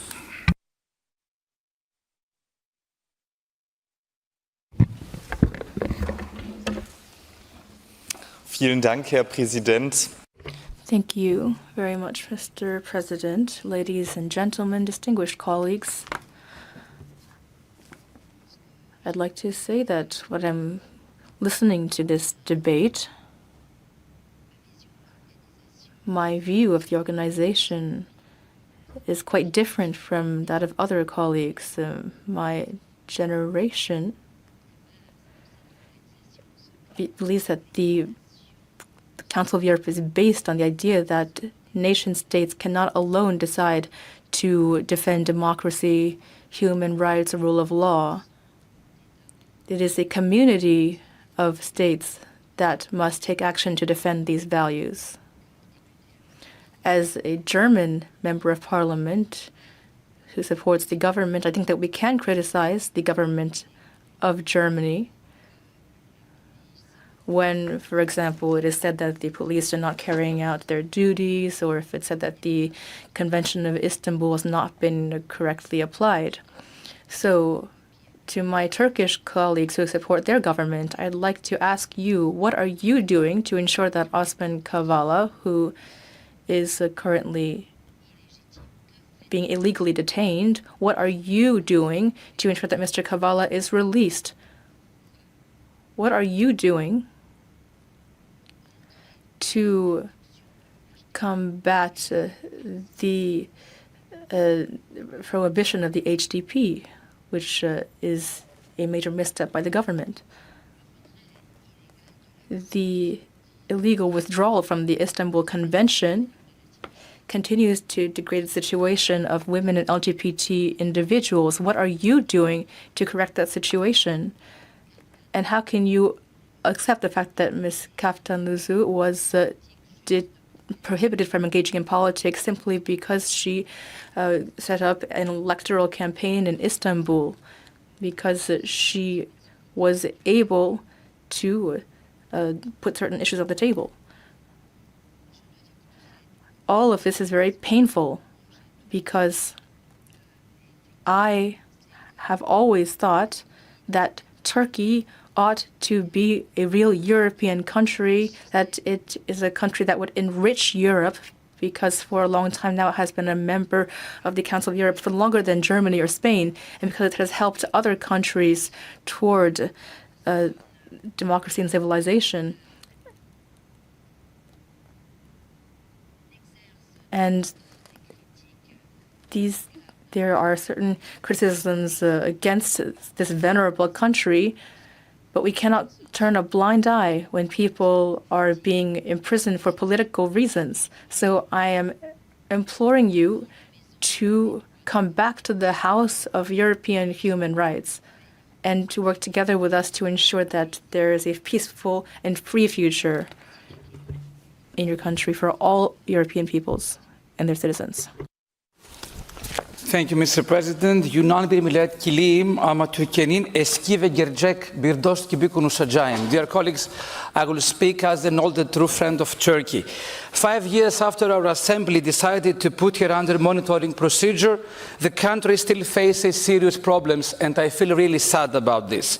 Today's government, after initially passing some liberalizing reforms, it showed contempt for political rights and civil liberties and has pursued a crackdown on its opponents. The 2017 constitutional changes have removed key checks and balances. Turkey remains a challenging place to exercise one's right to free expression. In 2019, the country was the world's worst jailer of journalists, and at the same time, institutions like the justice or the parliament are increasingly controlled by the executive power. Above all, Turkey's withdrawal from the Istanbul Convention deprives women and girls of the benefits of a comprehensive legal framework to protect them from all forms of violence. Moreover, the infringement process following Turkey's failure to implement the Osman Kavala judgment complicates the whole situation. Dear colleagues, as neighbors, we would like a modern and democratic Turkey, which abides by our councils and courts' rulings and respects, of course, good neighbourly relations. And what is the reality today? We witness severe provocations and unprecedented threats against Greece's sovereignty, and especially against our islands. And the same applies to its stance against Cyprus. Revisionism is a danger for regional stability, and I urge you all to see a map and check the limits of the illegal agreement on maritime zones they signed with Libya. So we reject threats, but we welcome dialogue. We insist in peace. Therefore, our Assembly today remains at the disposal of Ankara to pursue constructive dialogue for the protection of democracy, the rule of law, and of course human rights above all. We would like to work together with our Turkish colleagues to work on the basis of this text conception. So, for the sake of people of Turkey, reforms that will restore the full independence of the judiciary and democratic checks and balances, according to the Venice Commission, are necessary. There is no member state where prosecutors sometimes act as government agents. Therefore, we invite our Turkish friends to spare no effort in strengthening democratic institutions, especially vis-à-vis the coming elections, and of course to understand that nobody should copy Putin's revisionism. Turkey is an important member of our Council, and we consider her to be so. We want her to be a strong democracy for the benefit of all. Thank you. Thank you very much. Next speaker is Sir Edward Lee.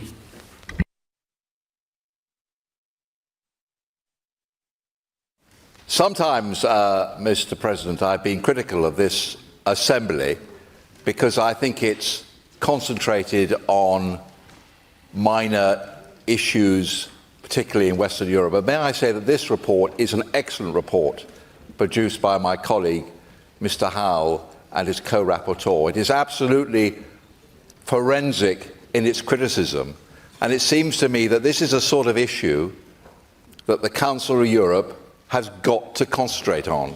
Here is a founder member of the Council of Europe. And yet there is absolutely no doubt that democracy and an independent judiciary and freedom of the press is on the retreat. I think any objective person would accept that. So I asked a question put by one of the Turkish speakers earlier today in this debate: what are we going to do about it? I mean, we are only a voluntary body in terms of what Turkey does. Can Turkey just ignore us? The only suggestion I can make is that Mr. Howell and his colleagues and other members here absolutely continue their forensic focus on Turkey. And I think some of the arguments made, particularly in terms of the ludicrous and cruel and appalling life imprisonment of Osman Kavala, I think that we can have a real effect if we use this assembly to put pressure on the Turkey government to release this innocent man. And this ridiculous constant attack on Mr. Gulen, he's not a terrorist. No Western security agency accepts for a moment that Mr. Gulen heads a terrorist organization. Now, I don't want to just speak or use this debate as an attack on our friends in Turkey. We know that they are loyal members of NATO. They know that they're in a fundamental part of the Western alliance. We know that they do face a real terrorist threat. We know that they are positioned in an incredibly complicated and difficult part of the world. But we want to be their friends. We want Turkey, and we've heard from another Turkish speaker today that apparently reforms are on the way.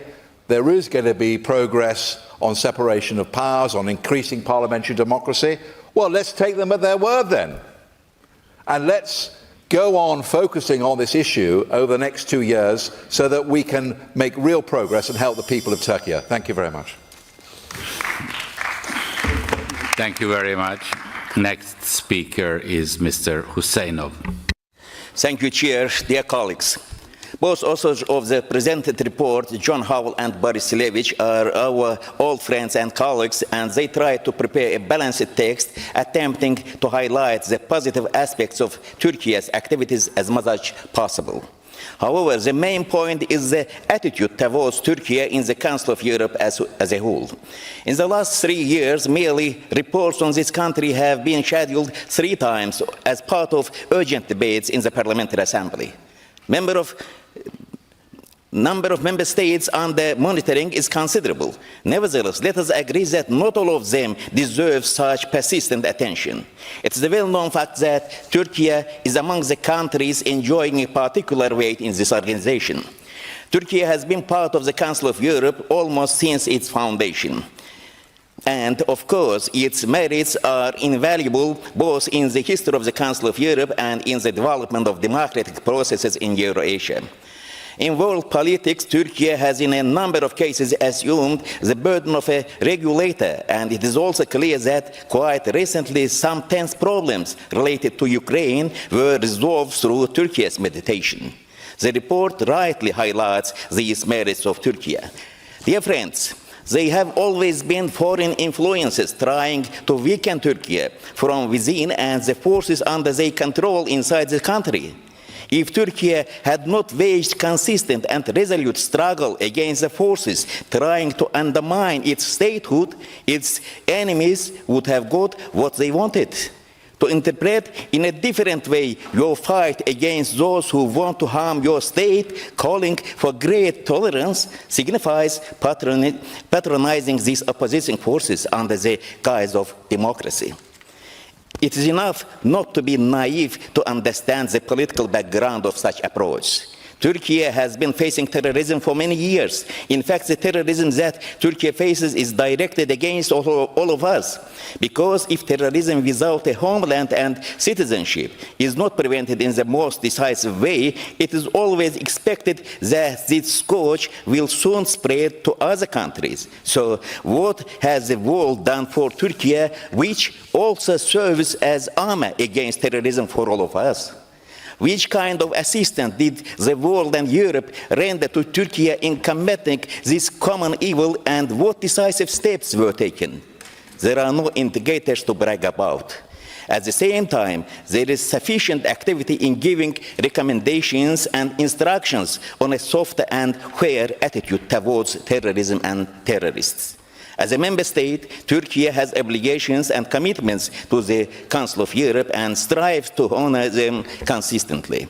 However, the Council of Europe also has obligations and commitments towards member states. For this reason, we, Council of Europe, should always be beside democratic Turkey. Thank you very much, Mr. Husseinov. And our next speaker is Mr. Yildiz. You have the floor. Thank you, Mr. Chairman. I also join previous speakers in thanking most to the rapporteurs. Myself as chair of Turkish delegation and whole members of our delegation and whole Turkish institutions tried their best to cooperate with the rapporteurs and facilitate their jobs. So did the Turkish civil society. But unfortunately, we had to put a dissenting opinion on the report and some amendments due to following reasons. First, now in this debate also the issue of elections came to the forefront. I don't think these concerns over the elections are valid. Till now, Turkey is one of the best record in implementing fair elections in the world, in conducting elections in the world. In terms of pre-electoral campaigns and conduct of the elections in the election day, counting, and later handling the objections, handling the litigations. Till now, nobody, including the main parties in the parliament, never questioned the credibility, integrity of Turkish electoral conduct. I am sure also that some of this concern may emanate from this law in the parliament, draft law about this information. But no specific case, no specific law can manipulate Turkish voters. The turnout till now is average 80%, sometimes more. You can see that in the composition of the parliament, in the composition of the mayors, in the composition of local authorities. Secondly, on the implementation of the European Court of Human Rights, Turkey never ignored that. When you check the record, Turkey is among the best in ratio, in numbers, in implementing the court verdicts. But unfortunately, Committee of Ministers focus on specific cases. I questioned this several times in the debates within our organization. I asked this question to Secretary General, to President of the Assembly. Many countries are far behind Turkey in implementing the court verdicts. Very important decisions affecting many big communities and fundamental rights for decades. But Committee of Ministers only focus on Turkey. So unfortunately, this area is becoming another area of political discrimination. Maybe in the future our Assembly should take this into consideration in view of the Council of Committee of Ministers. Thirdly, we think that our conditions, Turkish conditions on and sufferings on fighting terrorism is not addressed yet in the report. So I still believe if our amendments were taken into consideration in the committee, it would be a better report. Most of the amendments were about judicial things, not to call the courts to drop some charges to release someone. I think it was in line with our rules. Thirdly, finally, I should say, Mr. Chairman, dear colleagues, yesterday, many racist voices surfaced in this body during the deliberation of the report on Islamophobia. Monitoring is okay to end the monitoring process for a better record, but these deliberations were in the scope of European Commission for against racism and intolerance, that I think in the next sessions it will not be allowed by the President of the Assembly, by the Chair of the sessions. Thank you. Thank you, dear colleagues. I have been flexible because we heard the head of the Turkish delegation. Otherwise, I would like to ask all of you to keep to the 3 minutes. Now, our next speaker is Mr. Fournier.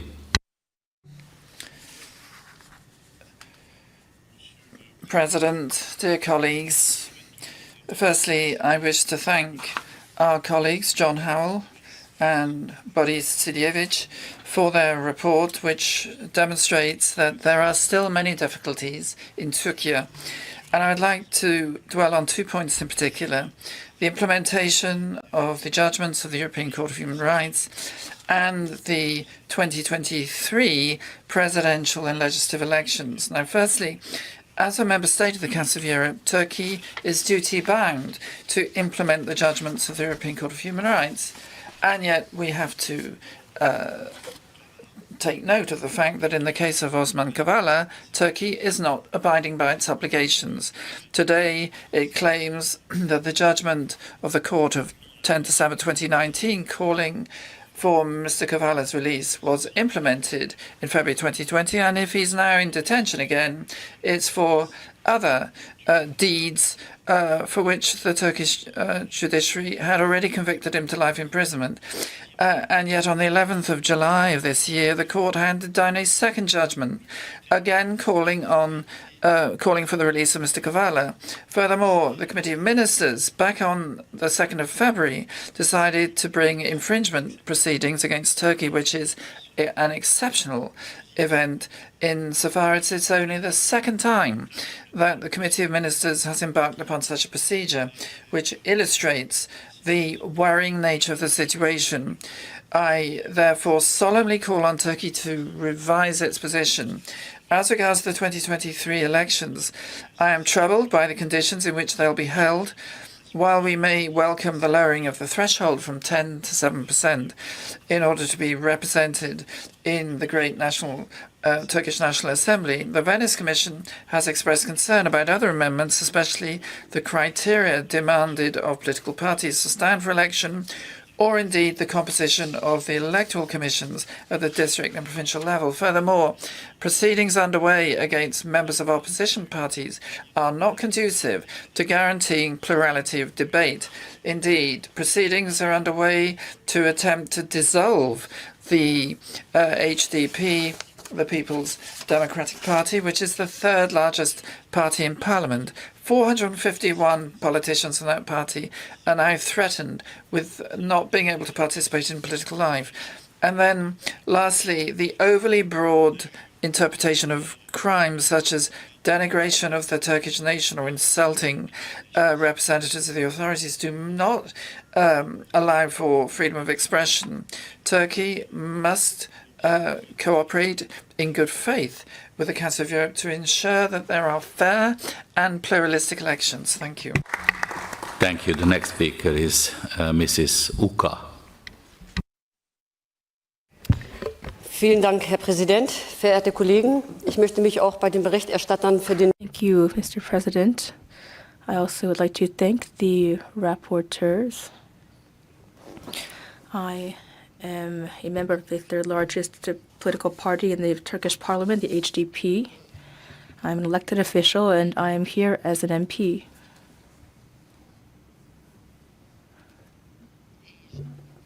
And I'd like to say that rapporteurs had tried to show that what is happening in Turkey, they criticize developments in the country. But I believe that they can criticize the language that is used in the report, which unfortunately is not sufficiently firm and critical with regard to political developments in Turkey. We've seen this in all of the European institutions, that the language that's been used has changed a great deal. That is the first criticism that I have against the report. This report is, of course, very important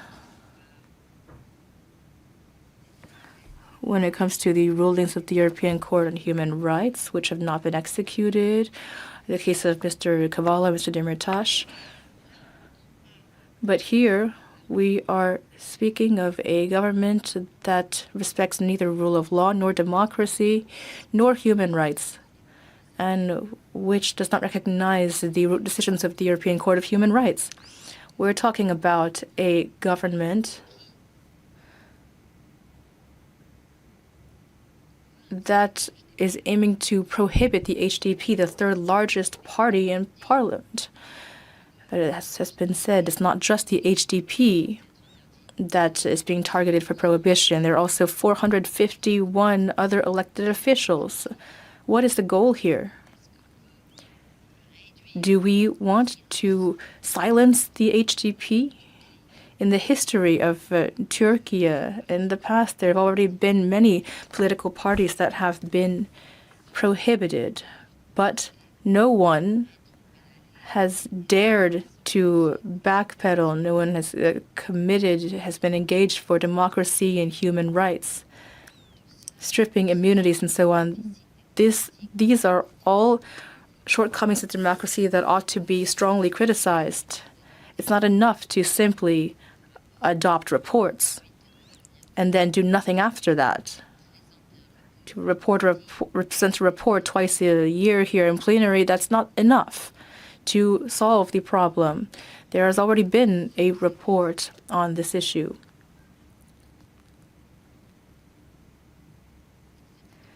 And between 2013 and 2014, there were reports. As you know, there have already been parliamentarians who were imprisoned, and for 2 years their families were unable to visit them. There's already been a report, and Turkey is not taking into account these criticisms, so I think we need to go further than reports. Thank you. Thank you very much, Mr. President.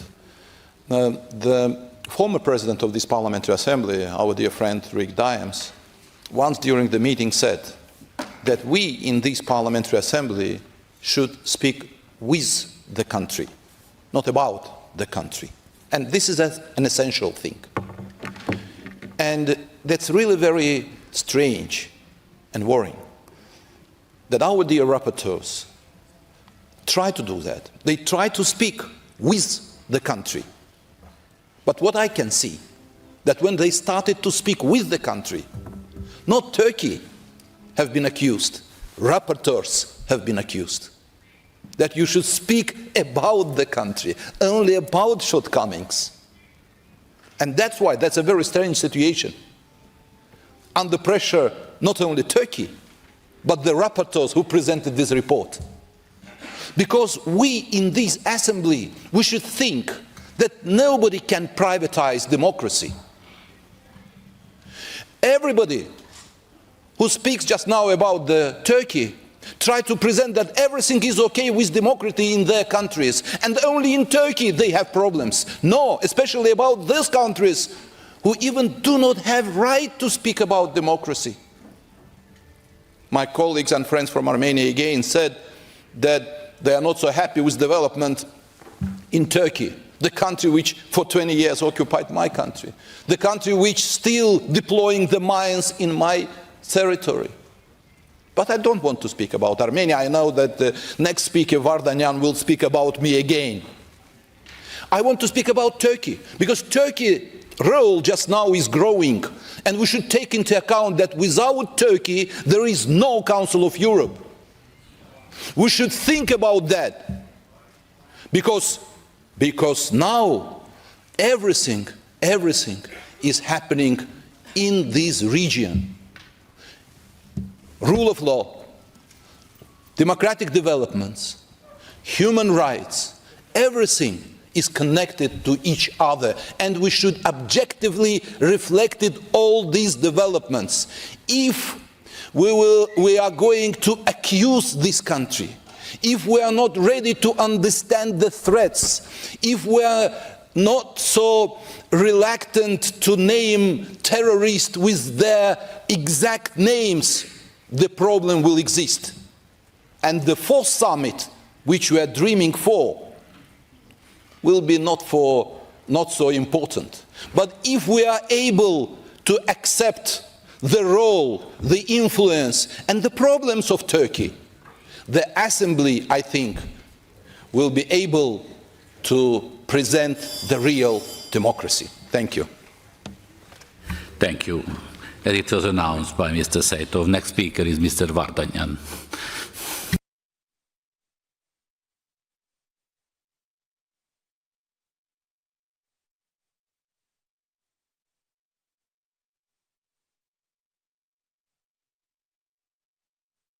Doesn't seem to be around. Next speaker is Mrs. Günay. Thank you, Chair.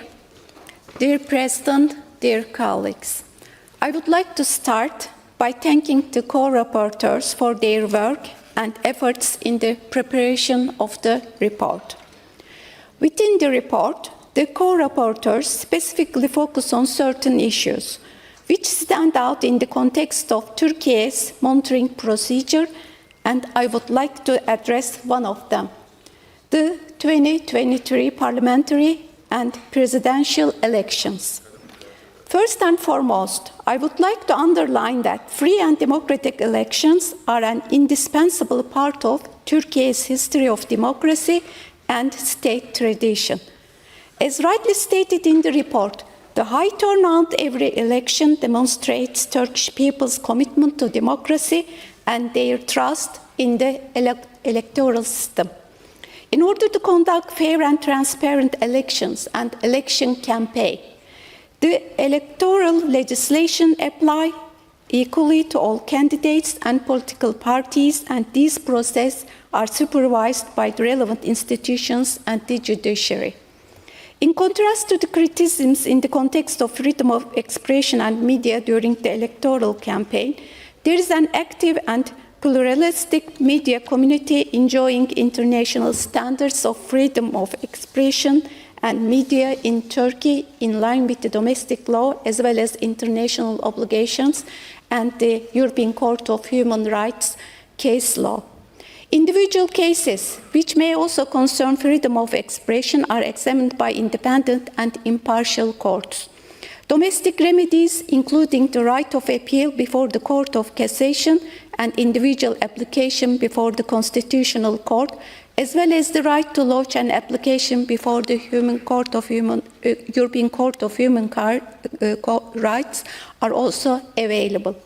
In connection with freedom of media, I would like to point out that the assessment that the upcoming draft disinformation law could lead to prison sentences and censoring online media is unfortunately prejudicial and biased. The said law aims to regulate and enhance the online media platforms just like the EU's Digital Services Act, which aims to remove illegal content, increase transparent advertising, and improve the fight against disinformation. And I also would like to remind my colleagues that as the political party in power, AK Party, has always been against closing political parties and has been struggled for this for a long time. So there is an impression that the political party in power is trying to close HDP or any party. So it is not a fair approach. Finally, it should not be forgotten that the legislation and international obligations ensure that the will of Turkish peoples is reflected in the ballot box in the most accurate way. As it has been in the past elections, fulfilling this requirement will be priority of Turkey in the elections to be held 2023. Thank you very much. Thank you very much, Mrs. Günay. Unfortunately, dear colleagues, we have to interrupt the list of speakers after the last speaker, who is going to be Mr. Tornaritis. Thank you, Mr. Chairman. First of all, allow me to thank the co-rapporteurs for their comprehensive work, report. Dear colleagues, President Erdogan has led Turkey even further away from our shared democratic values and principles. Worrisome developments have seriously weakened the system of checks and balances, created a democratic deficit, and eliminated the functioning of independent institutions. Turkey is rapidly moving towards authoritarianism by manipulating national court decisions and ignoring the full implementation of international court judgments. Turkish citizens are the first to suffer. Thousands, including Demirtas and Kavala, are detained with no right to a fair trial and in complete disregard to the pertinent decisions of the European Court of Human Rights. Turkey also continues to ignore its obligations arising from treaties, resolutions, and conventions, and refuses to join sanctions against Russia. President Erdogan's foreign policy agenda is based on revisionism and expansionism and aimed at regional domination. Turkey has abandoned efforts to resolve the Cyprus problem under the auspices of the UN and is instead pursuing a two-state solution while reinforcing its military presence in the occupied part of Cyprus. It continues with provocative statements and actions to dispute and threaten Cyprus and Greece's sovereignty in land and sea, which also constitutes territory of the European Union. Mr. President, if the international community continues to tolerate Turkey's aggressive stance, there is no room for optimism. Dear colleagues, we need to take action against Turkey now. Thank you very much. Dear colleagues, the speeches of members on the speakers list who have been present during the debate but have not been able to speak may be given to the table office for publication in the official report.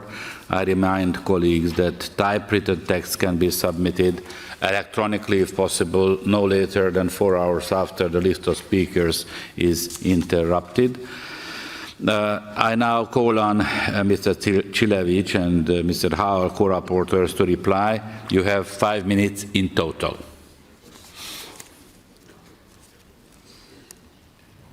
Very much. Let me thank everyone for participating in this debate. The contributions have been very interesting, both for Boris and myself to hear. I agree with what one speaker said, that this report is not enough. I said right at the beginning that this was a mid-term review of developments in Turkey. It is not the final report. And admittedly, I am committing Boris to something that he may not wish to do, but our intention is to go back to Turkey, to keep our attention on the matter and continue to pursue these issues. And we urgently ask the Turkish government to work with us in being able to take these issues forward.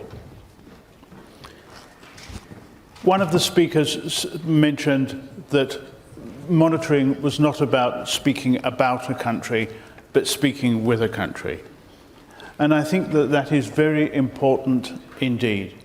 And we need to bear in mind at the beginning that what monitoring is not about is about two individuals from this organization going, as it were, with a big stick to beat a government up. It's about us going and having discussions with government, about being able, through those discussions, to achieve progress in getting resolution on a number of the issues that we have set out in our report today. There are certain things that we cannot take into account. We cannot prejudge the course of the next election. But what we have done is to work closely with the Turkish authorities, and I would repeat my thanks to Mr. Yildiz and the delegation of Turkey here in this assembly in working with us to be able to present the results of this work. Thank you.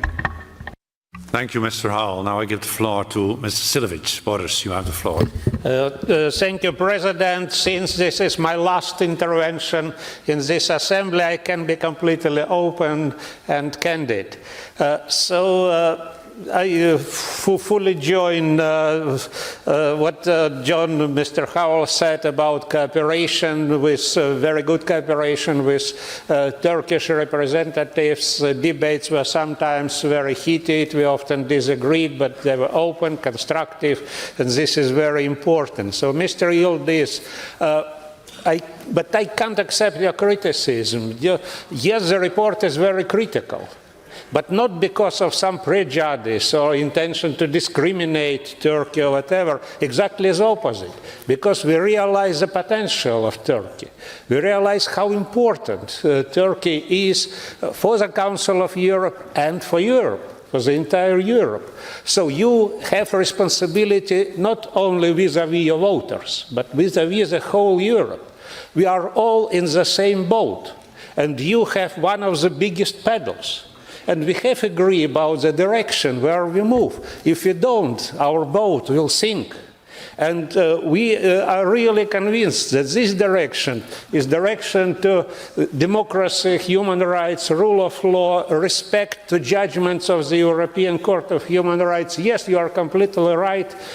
Turkey has executed many judgments, more than most of other member states, but even one innocent person in prison is too many. And now we have much more than one. And this is our common problem, and I sincerely hope that we will find this common direction, and such an important member state and European state as Turkey will contribute decently into further development of human rights and rule of law in Europe. So, and the last thing I would like to say is to express gratitude to our excellent Secretariat and Sylvia Holder. Indeed, it was an immense help and support.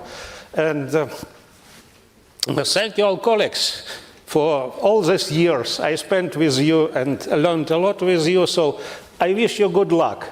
And please keep fighting for human rights and democracy. Thank you.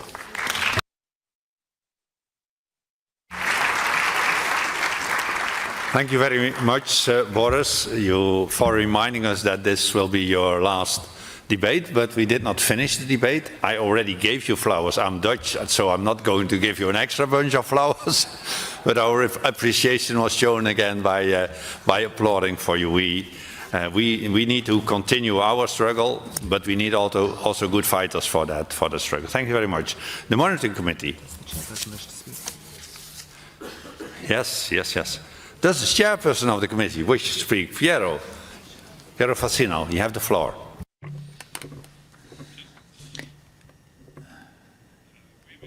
Yes, President, thank you. I think we should really thank Mr. Tsirevich and Mr. Howell for the work they've done over recent years, with great attention paid to all the aspects of the situation in Turkey.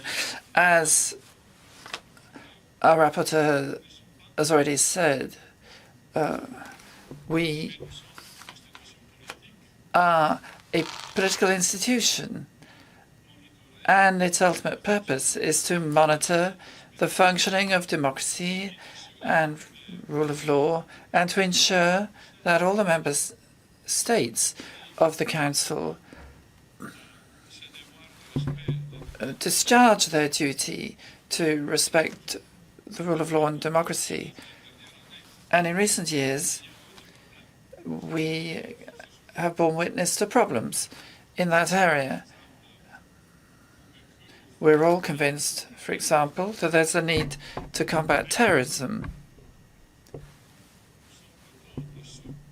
But we're somewhat disappointed to see the Turkish authorities applying the category of terrorism to anyone who opposes the ruling authorities.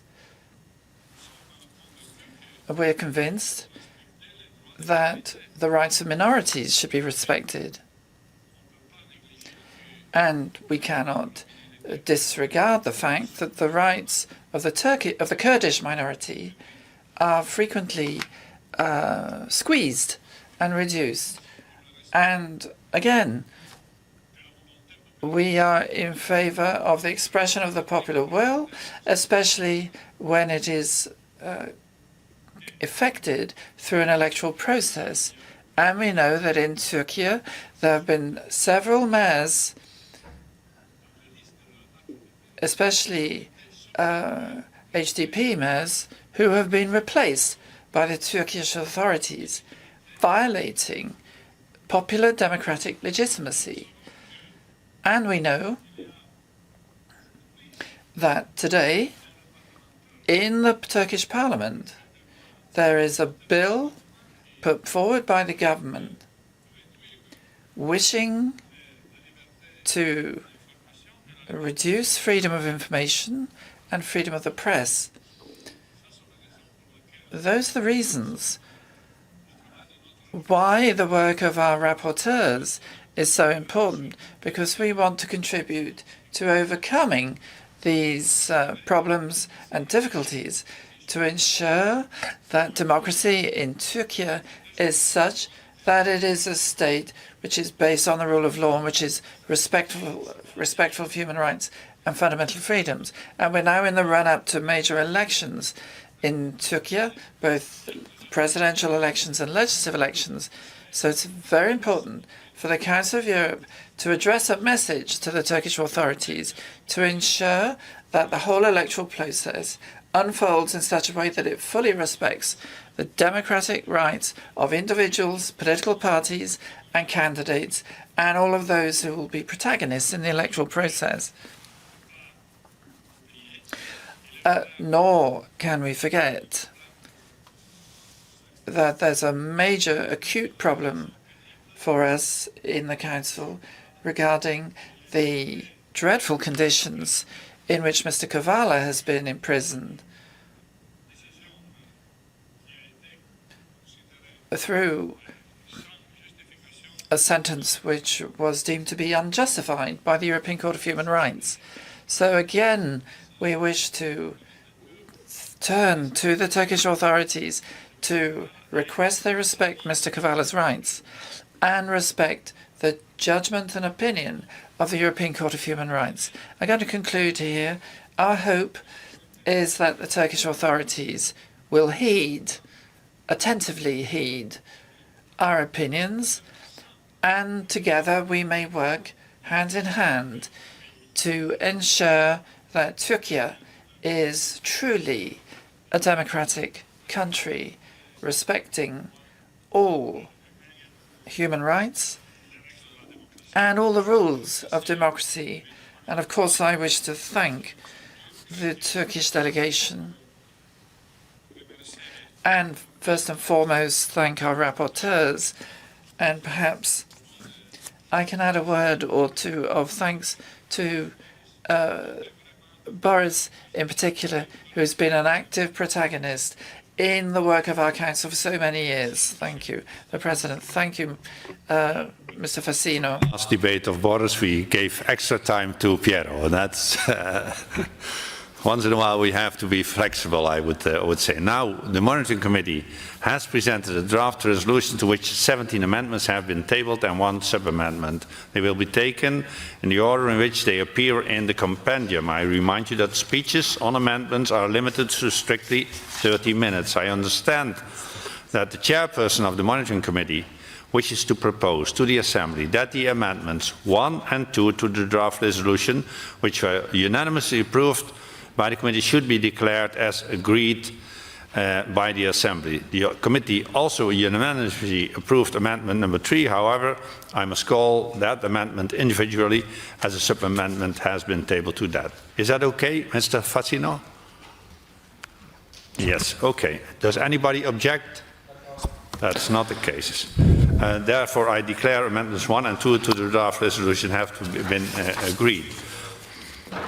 Any amendment which has been rejected by the committee ceased for report by a 2/3 majority of the votes shall shall not be put to the vote in the plenary and shall be declared as definitively rejected unless 10 or more members of the Assembly object.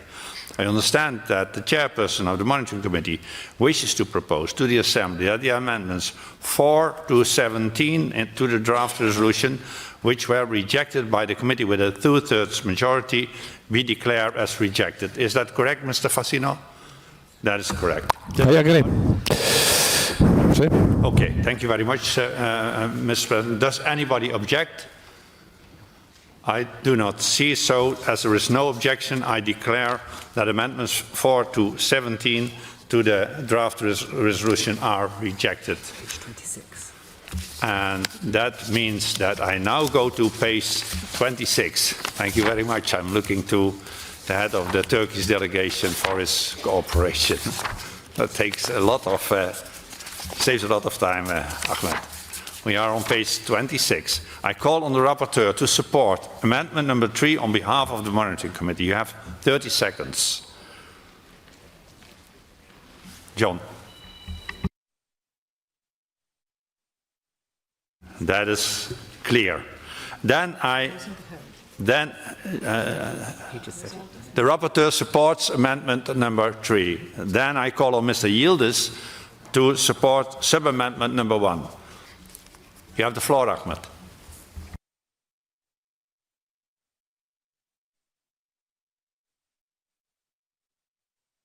It was a product of constructive dialogue within the committee. That's why I urge the plenary to support this. Thank you. Thank you very much, Mr. Yildiz. Does anybody oppose this, wish to speak against this sub-amendment? Does anybody wishes to speak against the sub-amendment? The rapporteur, Mr. Silovic. Are indeed opposed to this amendment because the dialogue was about whether politicians can intervene with judicial authorities, but this is certainly not the case, because here we as politicians simply urge other politicians, Turkish politicians, not to enact these draft amendments, which were heavily criticized by the Venice Commission above all. So this is fully legitimate political action, and this is our principle position that these amendments should not be adopted, and we recommend not to adopt them to our Turkish colleagues. So we are against. We are talking about the sub-amendment. The sub-amendment is the rapporteur speaks against this. What is the opinion of the committee on the sub-amendment, Piero? Against. The subcommittee is against. I now shall put the sub-amendment to the vote, and the vote is open.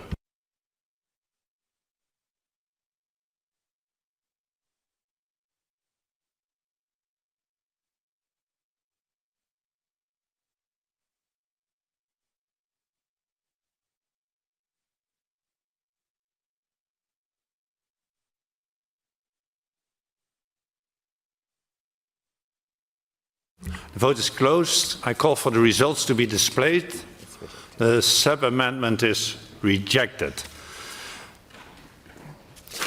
Now we come to the main amendment. Does anybody wish to speak against the amendment?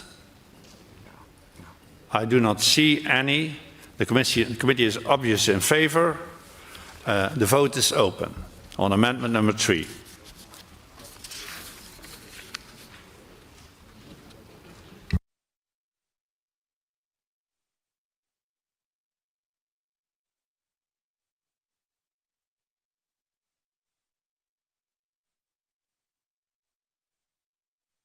The vote is closed. Can I ask the results to be displayed? Amendment number 3 is adopted. We will now proceed to vote on the draft resolution contained in document 15618 as amended. The vote is open.